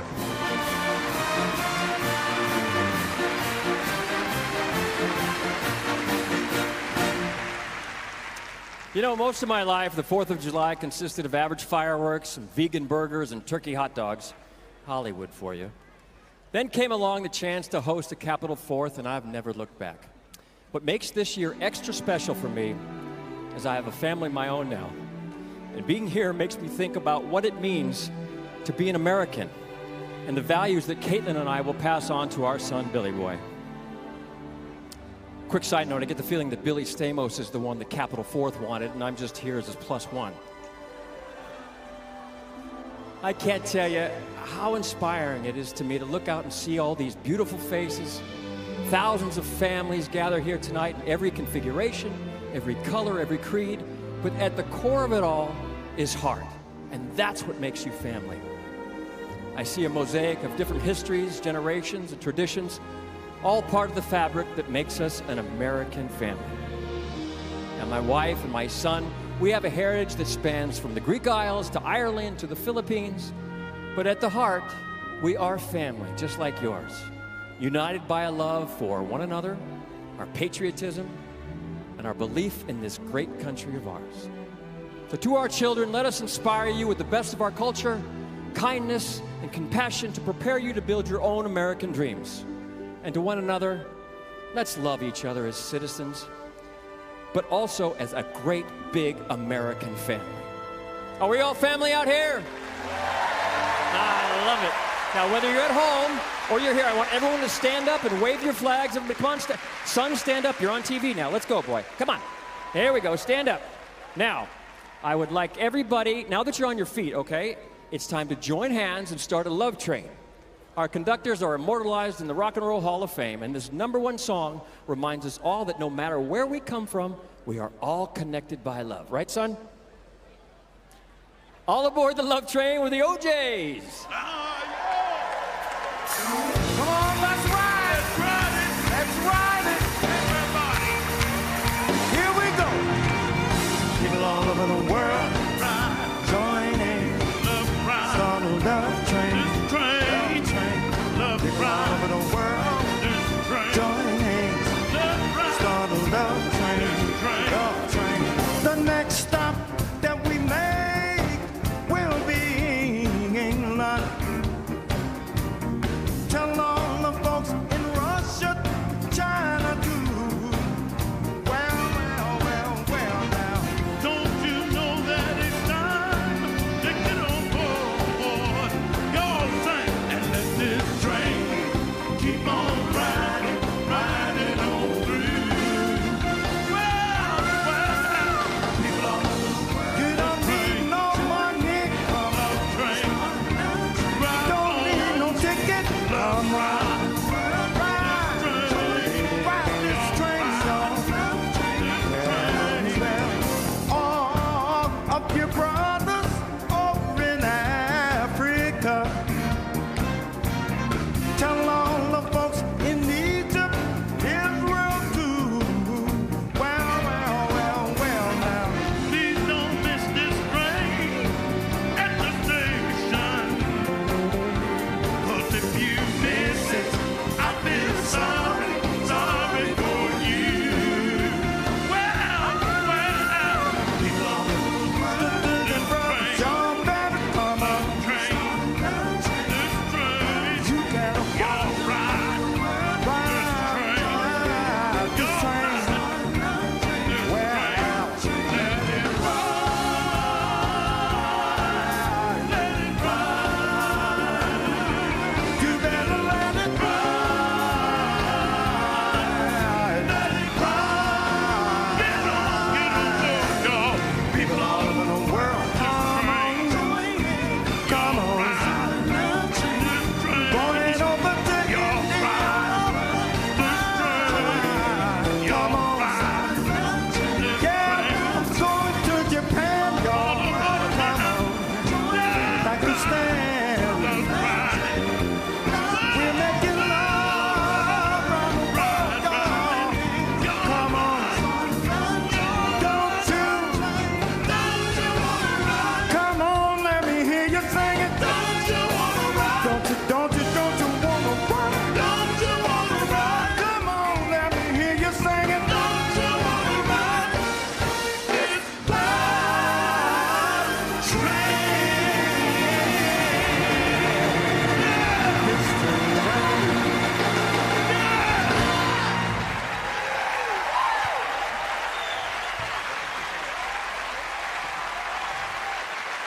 You love that, boy? How about that? And now it's time for some rock and roll, so get ready to dance and sing along, because here to perform Johnny Be Good is this year's American Idol, Lane Hardy.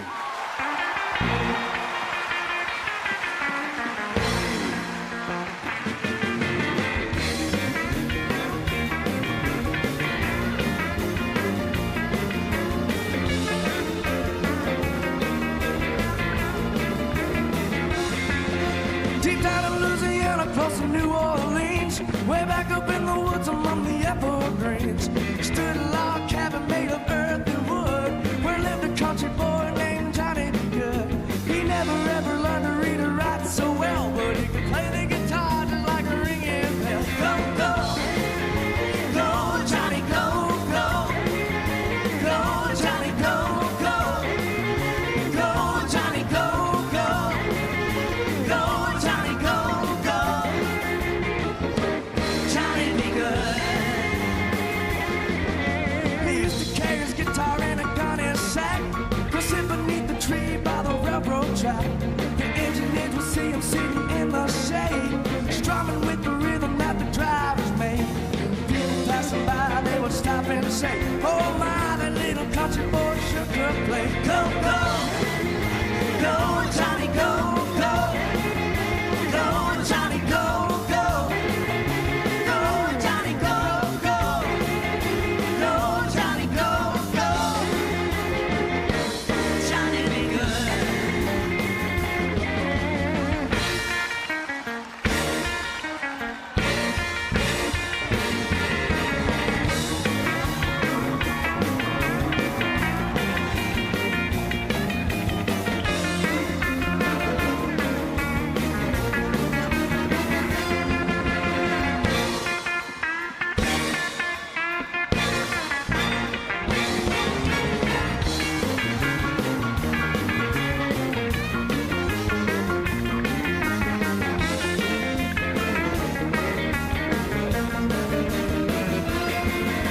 His mother told him someday you will be a man, and you will be the leader of a big old band.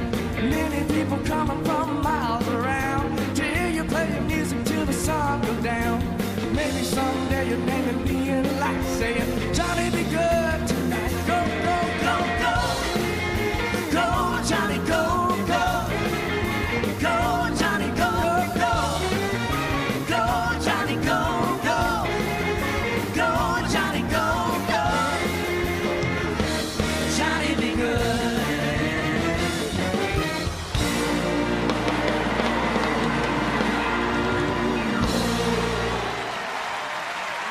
Happy birthday, America. Woo! Hey, look who I'm with, everybody. Abby Kadabi. Hi, Abby, can I just tell you something? You are so adorable in person. everybody. Oh, start. See, I gotcha. Oh, John, I am so excited about this next performer. She's so talented and inspiring and magical. Yes, this 11-year-old rising star is one of the most exciting and entertaining Oh, and magical performers in the history of America's Got Talent. Mm-hmm. With the song Get On Your Feet, Oh, so get on your feet because here is Angelica Hale. Everyone, it's the 4th of July, so get on your feet and let's get dancing!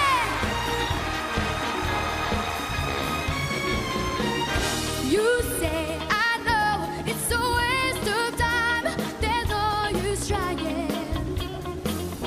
So scared that life's gonna pass you by. Your spirit's dying. Not long ago, I could feel your strength and your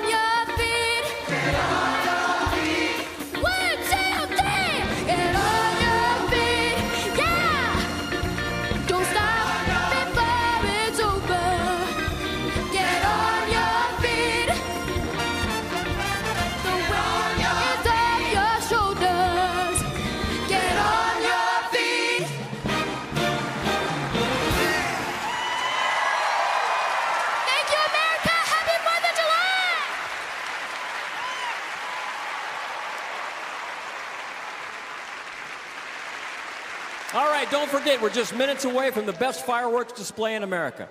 Now, if you're watching at home, make sure to take some great party pics and post them on Facebook, Twitter, Instagram, and make sure you tag us at July 4th PBS. Join us on a Capitol 4th is the National Symphony Orchestra, and they are led once again by Maestro Jack Everly. Jack? Thank you, John. And on behalf of the wonderful musicians of our National Symphony Orchestra, it's always an honor for us to be a part of this Independence Day celebration. Happy birthday, America. Looking good, Jack. Tonight we celebrate the legacy of one of the most beloved and respected artists of all time, Aretha Franklin. Aretha was a Capitol 4th favorite and graced this stage multiple times with her tremendous talent. And although we lost America's Queen of Soul this past year, her music will live on forever. Here to show our endless respect for Aretha is award-winning gospel legend, Yolanda Adams. Get on your feet. Let's celebrate Miss Aretha Franklin.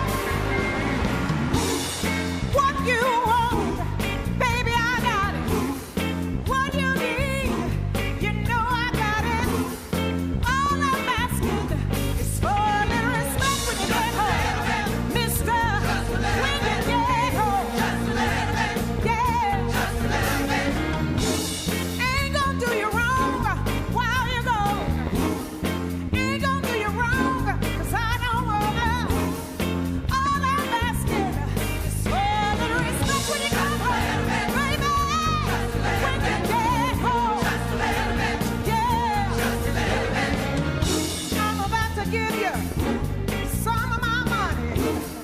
Guess what I'm asking in return, honey?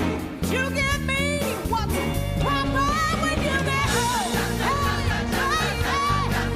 you get home. Just a little bit. Yeah. Just a little bit. Come on. I see you dancing over there. What about over here?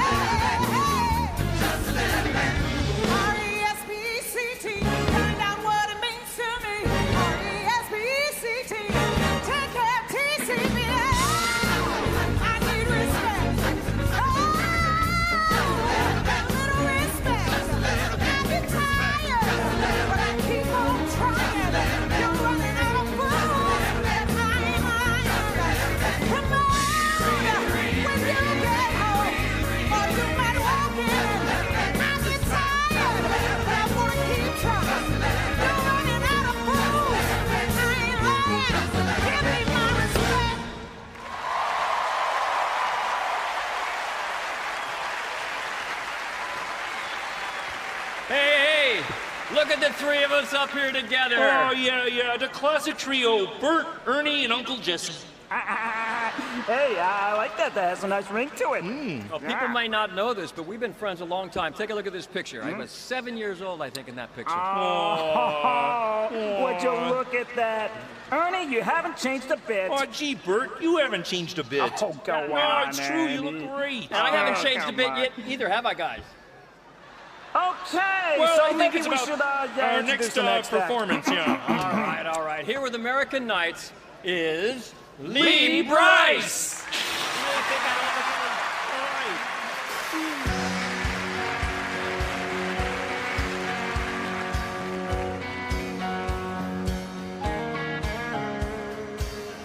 Faded Levi's, worn out Chucks, 20 in my pocket, feels like $1 million bucks. Blue-eyed beauty, leaning to me, got on show in the back room, missed the whole damn movie. American Knights, one headline, cutting down Main Street in the dark.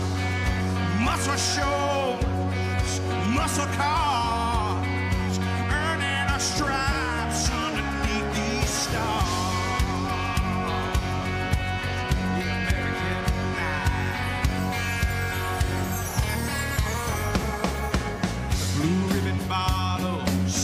big lock throttles all night if you wanna. Gonna make it last. A little taste of freedom, a little small town dreaming. No need to preach and no need to shout. We believe in American nights, one headline, cutting down Main Street in the dark.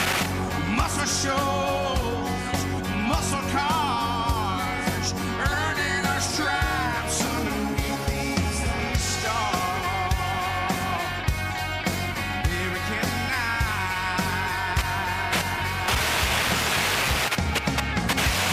Morning don't come, these colors don't run. Stick and stay young. American night. One headline, cutting down Main Street in the dark. Muscle shows, muscle cars, earning our stripes underneath these stars. American nights, American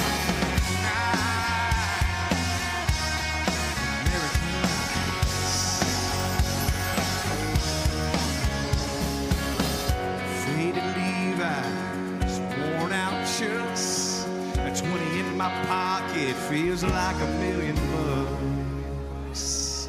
Happy birthday, America!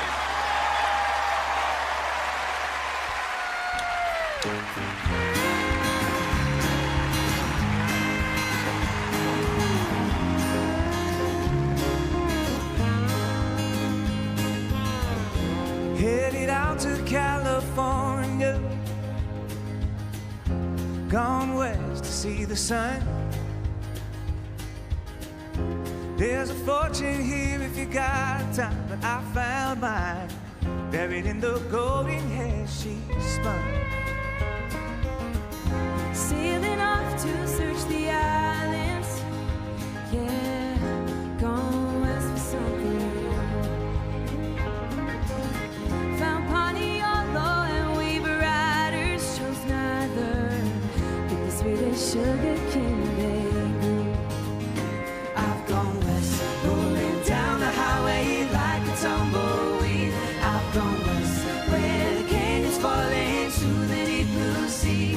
Took a left from the hills of Tennessee. Yeah, I've gone west to bring the best back with me. I've gone west to bring the best back with me. I chased the light to Amarillo, where the wild horses run. I caught a painted angel moonrise, kind of spit fire like a bullet from a smoking gun. Going back to Mama's old bed, playing in the field of dreams. I was looking where the corn grows and the skies glow, and I found your beauty in tune. I've gone west, rolling down the highway like a tumbleweed. I've gone west, where the canyons fall into the deep blue sea. Took a left from the hills of Tennessee. Yeah, I've gone west to bring the best back with me. I've gone west to bring the best back with me. And I follow the fading light till the stars on my map at night. And if you come to get me and my house is empty, it's safe to guess I've gone west.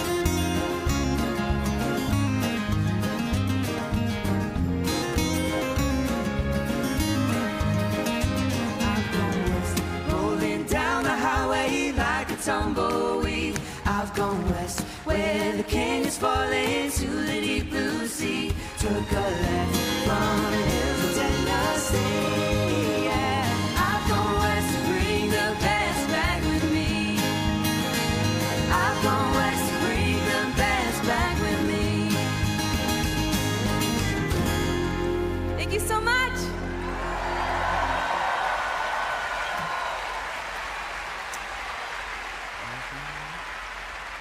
1969 was a year of so many landmark moments.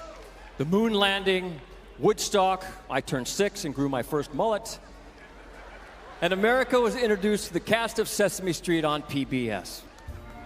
And no one had ever seen anything like Sesame Street before.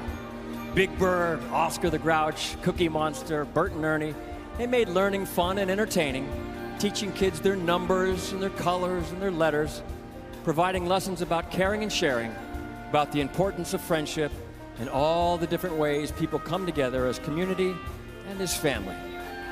For a half century, Sesame Street has made America and the world a happier place and a better place for kids of every age.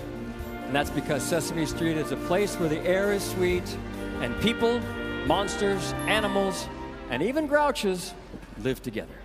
Hey, John! Hello? Who is it? John? Big Bird! He knows my name. Big Bird! Oh, hi! Hi, John! It is such an honor to meet you. Well, I'm so excited to sing with you. I have to tell you, I've always looked up to you. Oh, I get that a lot. I honestly never do this, but can we get a selfie? Just real fast, can we? Sure, right. Yeah, okay. But can all of our friends be in it too? Oh, of course. All right, everybody stand up for the big selfie. Yeah. Here we go. Okay. You're taller in person. Over here. Say cheese. Ready? Cheese. Got it. All right, I have to post this. Oh, wait, where are you going? I'm trying to get reception. I'll be right back. I have to tweet this. Oh, tweet? I didn't know that John spoke bird. Oh, wait, but John and I were going to sing a song. We'll sing with you. Oh, you will? Sure. Oh, great. Hit it, Jack.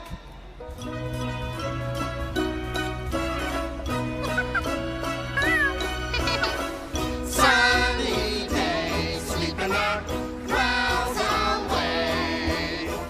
On my way to where the air is sweet. Can you tell me how to get to Sesame Street?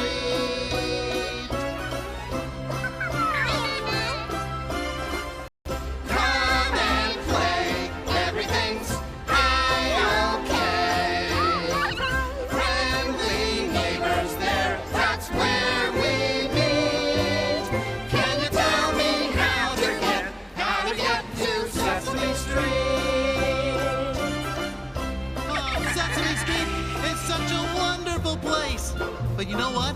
There are so many great places to visit in America. That's right, Big Bird, and that's why this summer we are taking a road trip. That's true. Boy, it's been really great to see people coming from all over the place together to celebrate. That's right. We're one big American family. Yep, we all share this great country of ours. Gee, you know, Bert, that makes me think of a song. Oh, is it the one we rehearsed earlier? Yep. Great. This land is your land, this land is my land.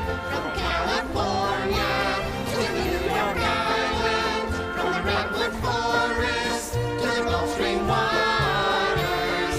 This land was made for you and me. I roamed and rambled and followed my footsteps from the sparkling sands of her diamond deserts. And all around me, a voice was sounding. This land was made for you and me. This land is your land. This land is my land. From California to New York Island, from the Redwood Forest to the Gulf Stream waters. This land was made for you and me. The sun came shining as I was strolling. The wheat fields waving and the dust clouds rolling. The voice was chanting as the fog was lifting. This land was made for you and me. This land is your land. This land is my land. From California to New York Island, from the Redwood Forest to the Gulf Stream waters. This land was made for you and me. This land was made for you and me.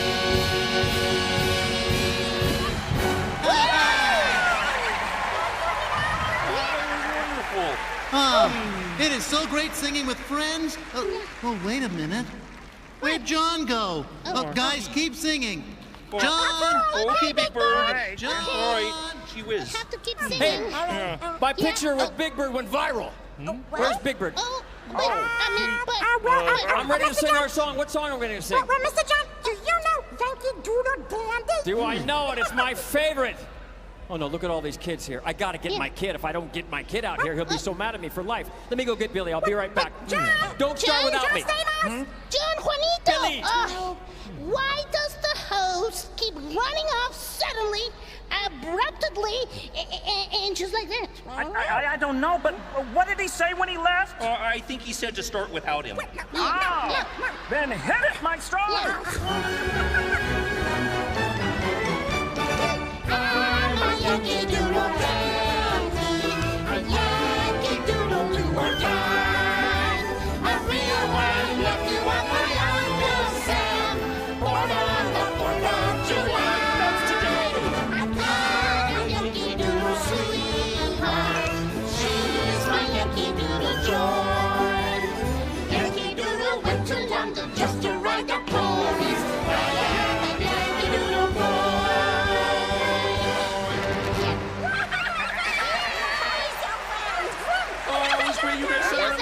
Okay, I got my kid. Here's Billy. We're ready to sing. Oh, no. Did I miss my chance again? I can't believe it. Wait a second, John. Guess what? Today is America's birthday, right? Yeah. Yes. And do you know how old America is? Hey, Billy, do you know how old America is? Yes, it's 243 years old. Whoa! Good count impression, Billy. If it's America's birthday, then we should sing happy birthday. Yeah. Should we sing happy birthday, everybody? It's finally happening. I'm singing with my all-time favorite group, Sesame Street. Can I just have 1 second to go get my throat sprayed? All right, here we go, everybody. Let's sing along. Happy birthday to you.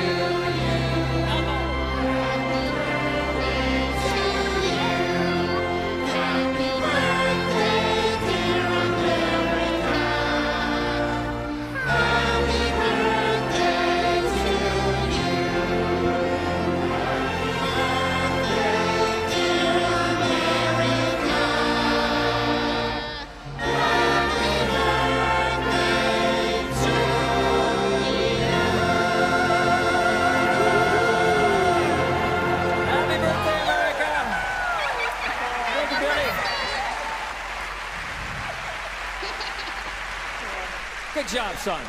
I made some other kids a lot of money, so. Well, it was a moment that brought us all together.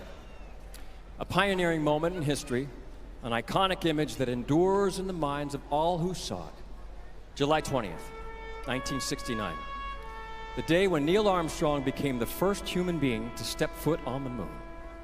It was a tribute to American ingenuity, the culmination of years of planning that began with a pledge by President John F. Kennedy. And he said that in 1961, before the end of the decade, America would safely send men to the moon. The Apollo 11 crew consisted of 3 men, Neil Armstrong, Buzz Aldrin, and Michael Collins. But those 3 heroes of space represented all of us here on planet Earth. And when the Eagle landed on that July day, it was more than a landmark moment for NASA and our nation. It was truly a giant leap for all mankind.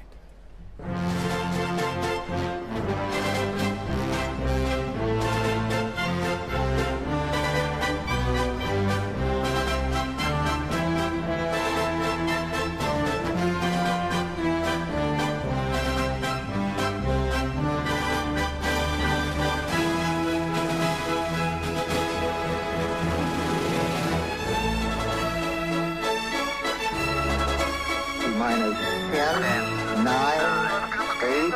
We have a go for main engine start. We have main engine start. 4, 3, 2, 1, 0.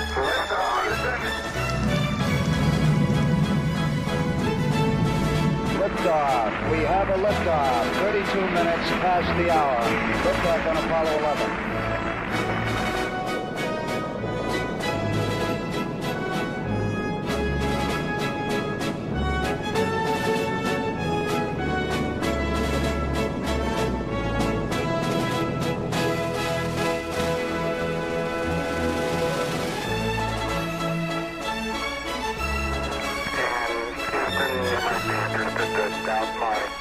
firsthand window right now, I can observe the entire continent of North America, Alaska, over the pole.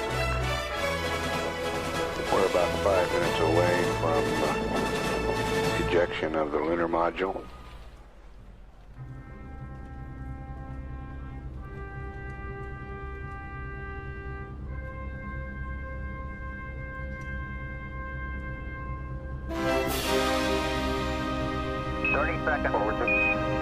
Contact light. Okay, engine stop. Tranquility Base here. The Eagle has landed. Roger, Tranquility. We copy you on the ground. You got a bunch of guys about to turn blue. We're breathing again. Thanks a lot. Okay, Neil, we can see you coming down the ladder now. Okay, Neil, we can see you coming. That's one small step for man. One giant leap for mankind. Oh, that looks beautiful for you, Neil. It has a stark beauty all its own. It's like much of the high desert of the United States. It's different, but it's very pretty out here. Oh, gee, that's great. Is the lighting halfway decent? Yes, indeed. They've got the flag up now, and you can see the stars and stripes on the lunar surface. Beautiful, just beautiful.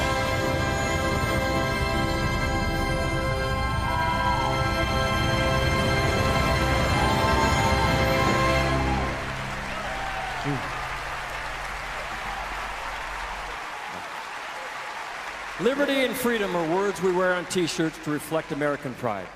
But there are also words we need to live by because our troops risk their lives to define them in our hearts. I'm standing here with some of our military families, but there are so many of our men and women in uniform serving around the world who can't be here tonight, but they are watching right now, right? Now I have an idea how we can show them our appreciation. If you have a cellular device, cell phone, take it out and let's turn the light on, okay, everybody? Pull out your phones, turn the light on. If you can't figure it out, get some young kid near you to do it. Can you do mine? Do you know how to turn? Is that right? Okay, good, thank you. There we go. Now hold them up high in the air, okay? And wave them to show our troops our love. To all of you who serve, each one of these lights represent 1,000,000 thanks to you and your families for your service and your sacrifice. From the bottom of our hearts, thank you. Oh, wow, that is a beautiful sight. We love it. You keep those lights on, keep on waving for our next performance. Now, This Is Me propelled the Greatest Showman soundtrack album to #1 worldwide. And with the star who made This Is Me her signature song, please welcome Keala Settle. I'm not a stranger to the dark. Hide away, they say, 'cause we don't want your broken parts. I've learned to be ashamed of all my scars. Run away, they say, no one will love you as you are. But I won't let them break me down to dust. I know that there's a place for us, for we are glorious. When the sharpest words wanna cut me down, I'm gonna send the flood, gonna drown them out.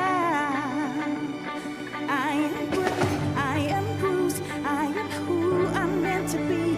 This is me. Look out, 'cause here I come. And I'm marching on to the beat I drum.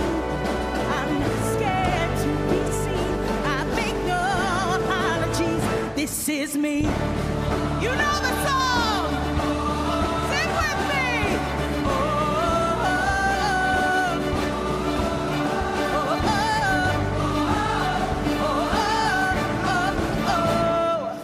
Another round of bullets hits my skin. Well, fire away, 'cause today I won't let the shame sink in. We are bursting through the barricades, reaching for the sun. We are warriors.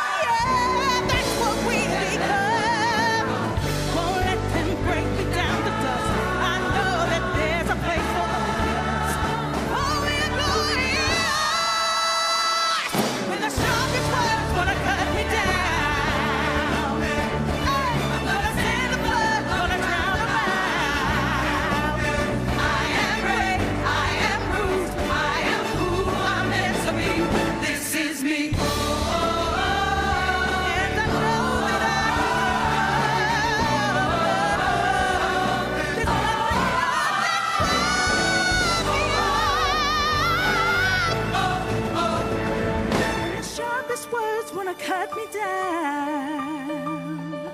I'm gonna send a flood, gonna drown them out.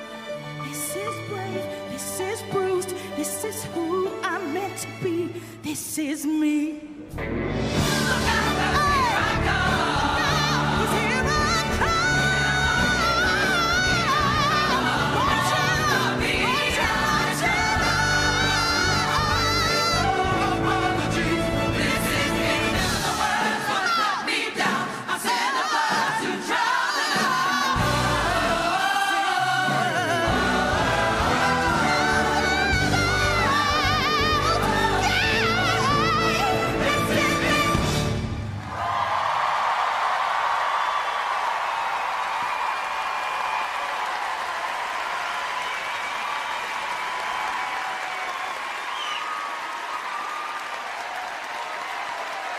What a great performance.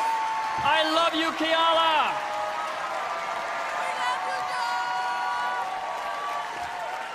Well, well, well.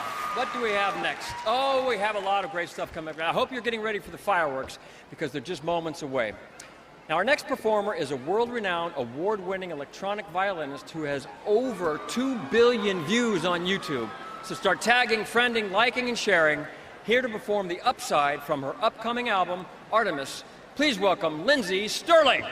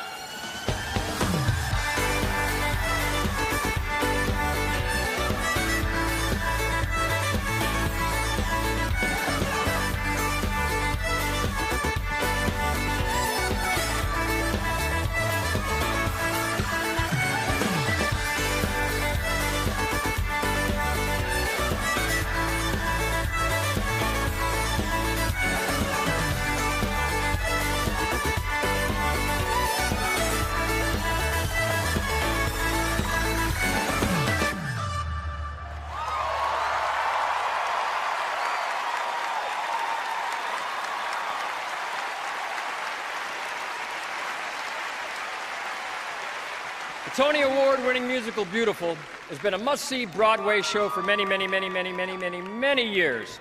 Now, it is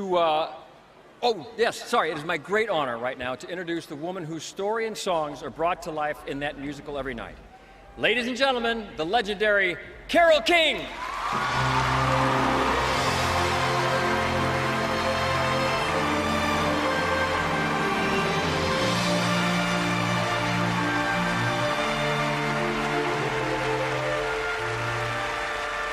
Beautiful, the Carole King musical, first opened on Broadway in 2014. It wasn't until it was a smash hit that I worked up the courage to see it, knowing it would bring back some of the most painful moments of my young life. Thankfully, it also brought back the joy of writing the melody to Will You Love Me Tomorrow with Jerry Goffin's lyric in front of me. And then watching our song connect with millions of people. Oh my God, thank you all, thank you. Today, as we celebrate the birth of our precious democracy, as we celebrate the troops and their families who all sacrifice so much to protect it, I want to share with you that the latest carol is the wonderful singer and songwriter, Vanessa Carlton. Please join me in welcoming her and the cast of Beautiful.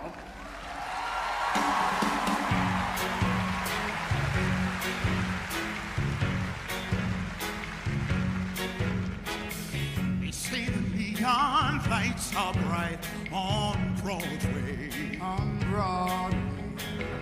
They say there's always magic in the air on Broadway. But when you're walking down the street and you ain't had enough to eat, the glitter rubs right off and you're nowhere on Broadway. They say the women treat you fine on Broadway. At them just gives me the blues. 'Cause how you gonna make some time when all you got is one thin dime? One more time won't even show your shit.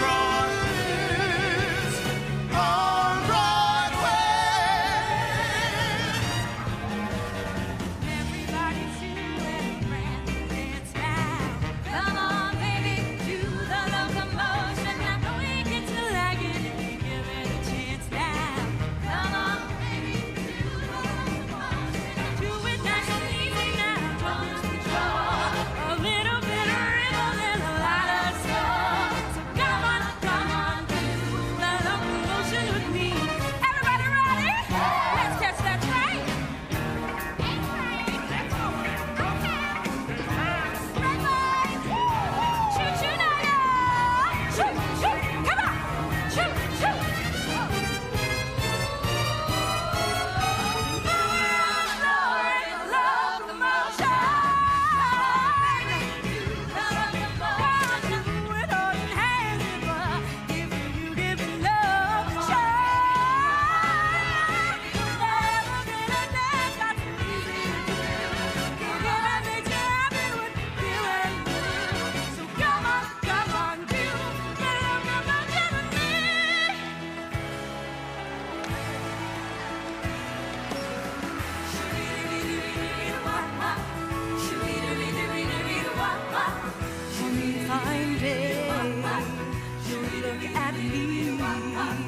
And you will know our love was meant to be.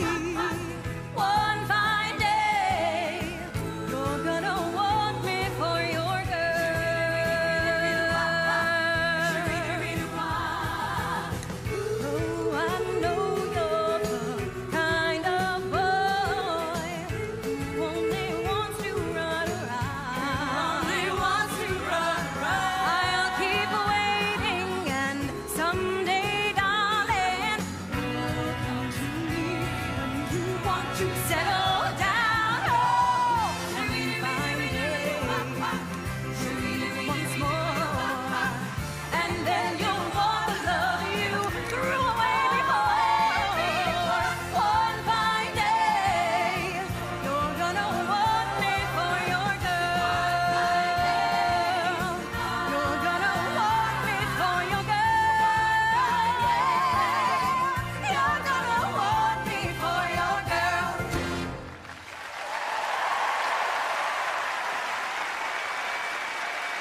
And now please welcome Vanessa Carlton.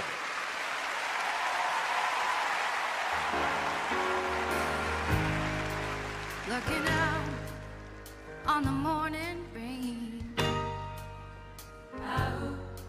I used to feel uninspired. And when I knew I'd have to face another day, Lord, it made me feel so tired. Before the day I met you, life was so unkind. Your love was the key to my peace of mind. 'Cause you make me feel, you make me feel, you make me feel like a natural woman.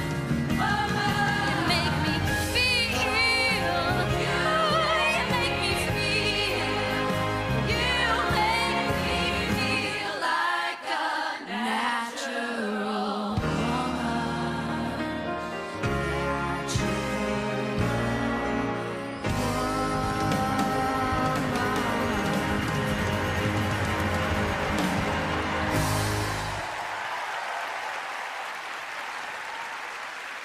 Ladies and gentlemen, Carole King.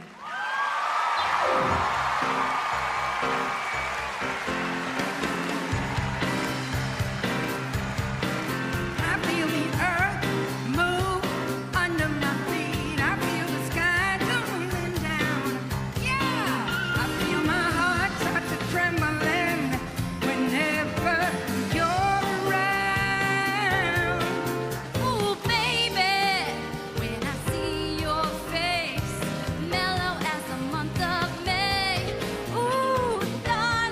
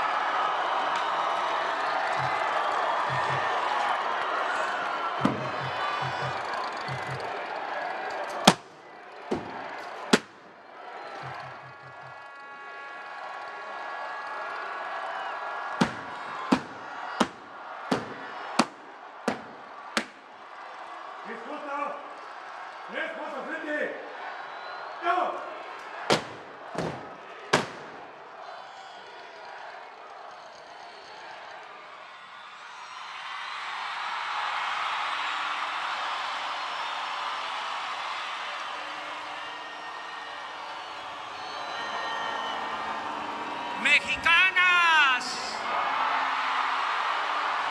mexicanos, ¡viva la independencia!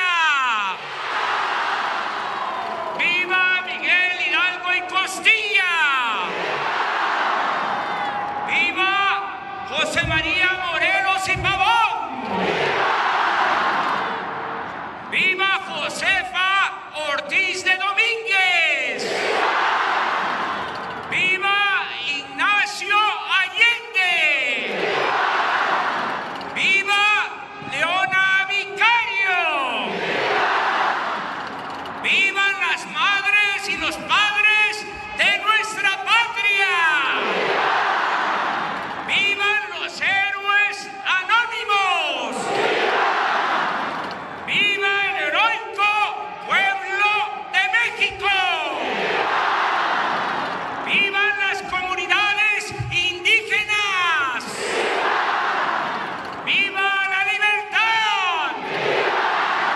¡Viva la justicia! ¡Viva la democracia! ¡Viva nuestra soberanía! ¡Viva la fraternidad universal! ¡Viva la paz! ¡Viva la grandeza cultural de México! ¡Viva México! ¡Viva México! ¡Viva México!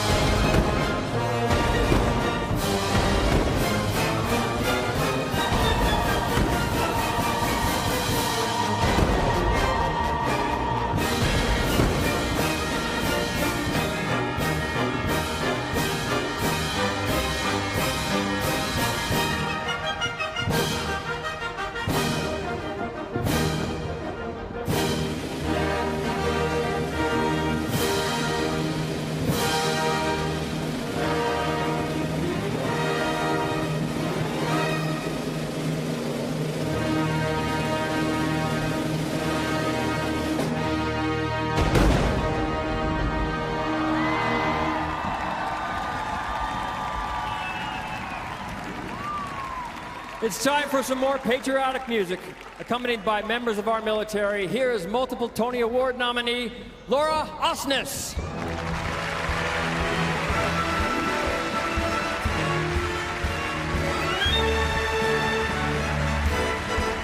This is a great country, so let's shout it clear and loud. Take a look in your history book, and you'll see why we should be proud. Hats off to America, the home of the free and the brave. If this is flag waving, do you know of a better flag to wave? Do you know of a better flag to wave? I want to hear a Yankee Doodle tune played by a military band.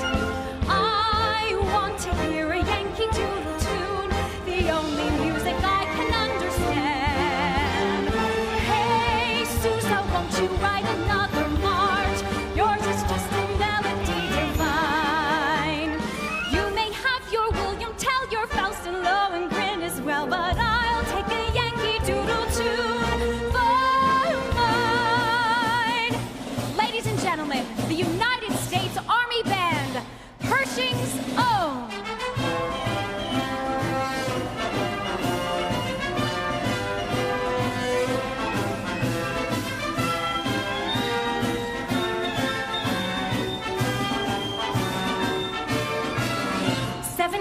Trombones caught the morning sun with 110 cornets right behind. There were over 1,000 reeds springing up like weeds. There were horns of every shape and kind. There were 50 mountain cannon in the battery, thundering, thundering louder than before. Clarinets of every size and trumpeters who'd improvise a full octave higher than the score.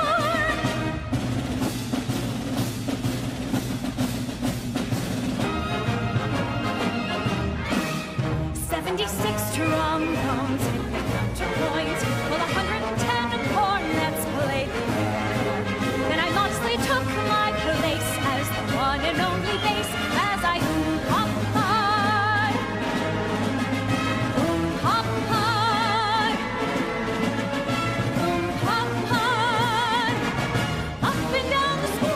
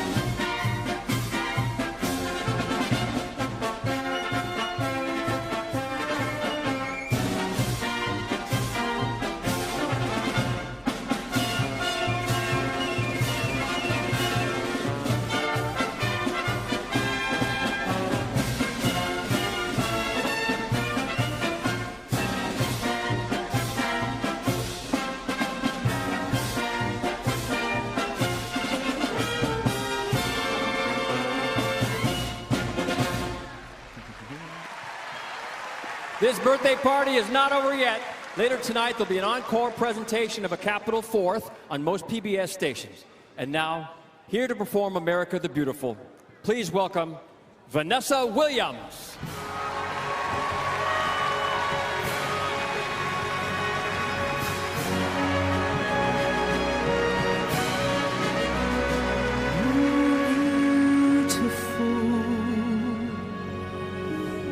For spacious skies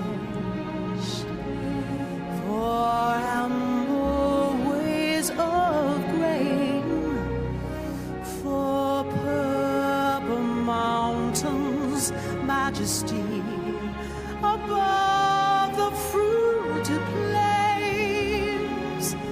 America,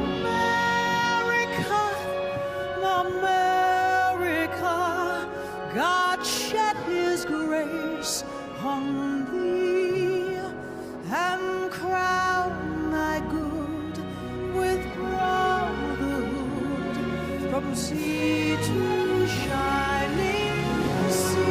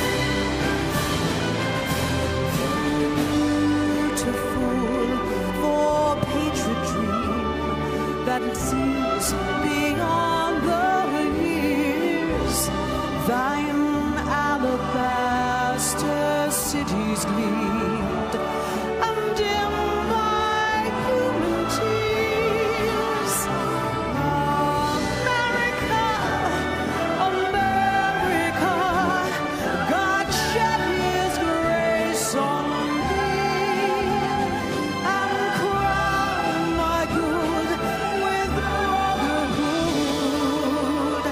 from sea to shining seas.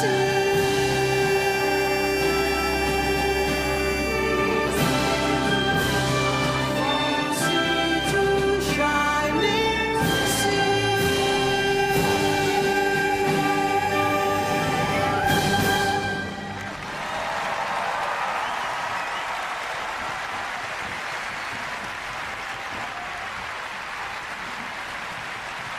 Whether you're here at the U.S. Capitol or at home, join with me and the entire cast in singing this wonderfully patriotic anthem.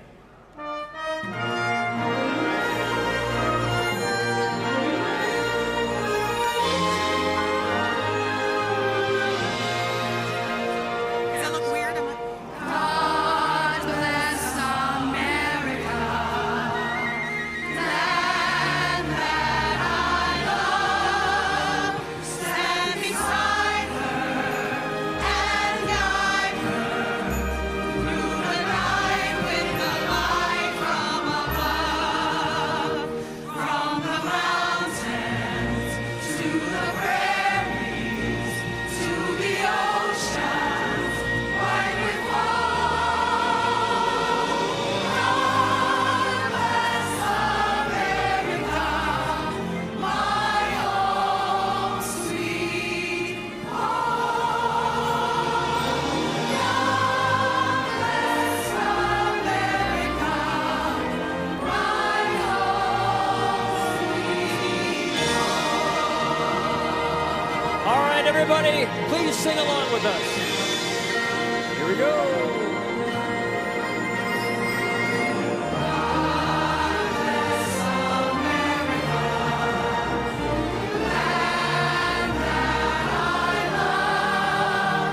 Stand beside her and guide her through the night with the light from above.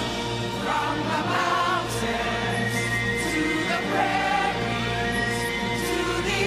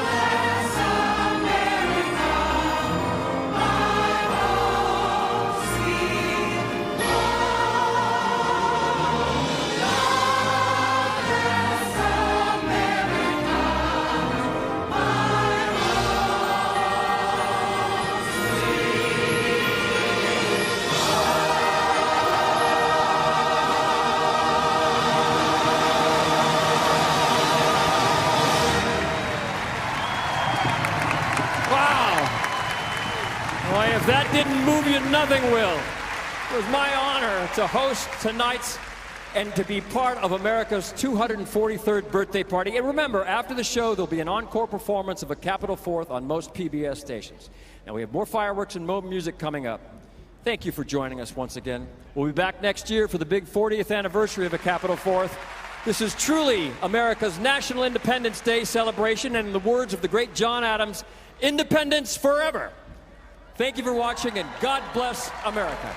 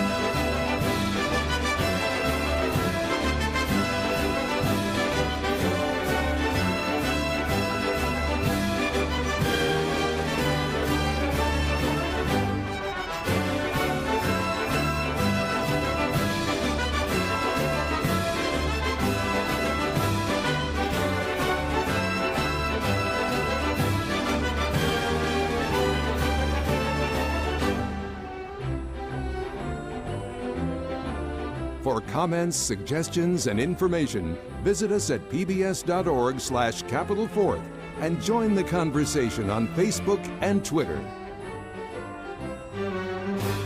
A Capital Fourth is made possible by the Boeing Company.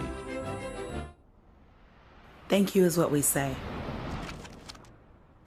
but we mean so much more. We mean, how can we help?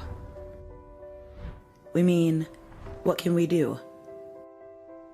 We mean, it's our turn to do our part, to serve you, for all you've done to serve us. Additional funding is provided by the National Park Service, Department of the Army, the Corporation for Public Broadcasting, and by contributions to your PBS station from viewers like you. Thank you. Be more PBS.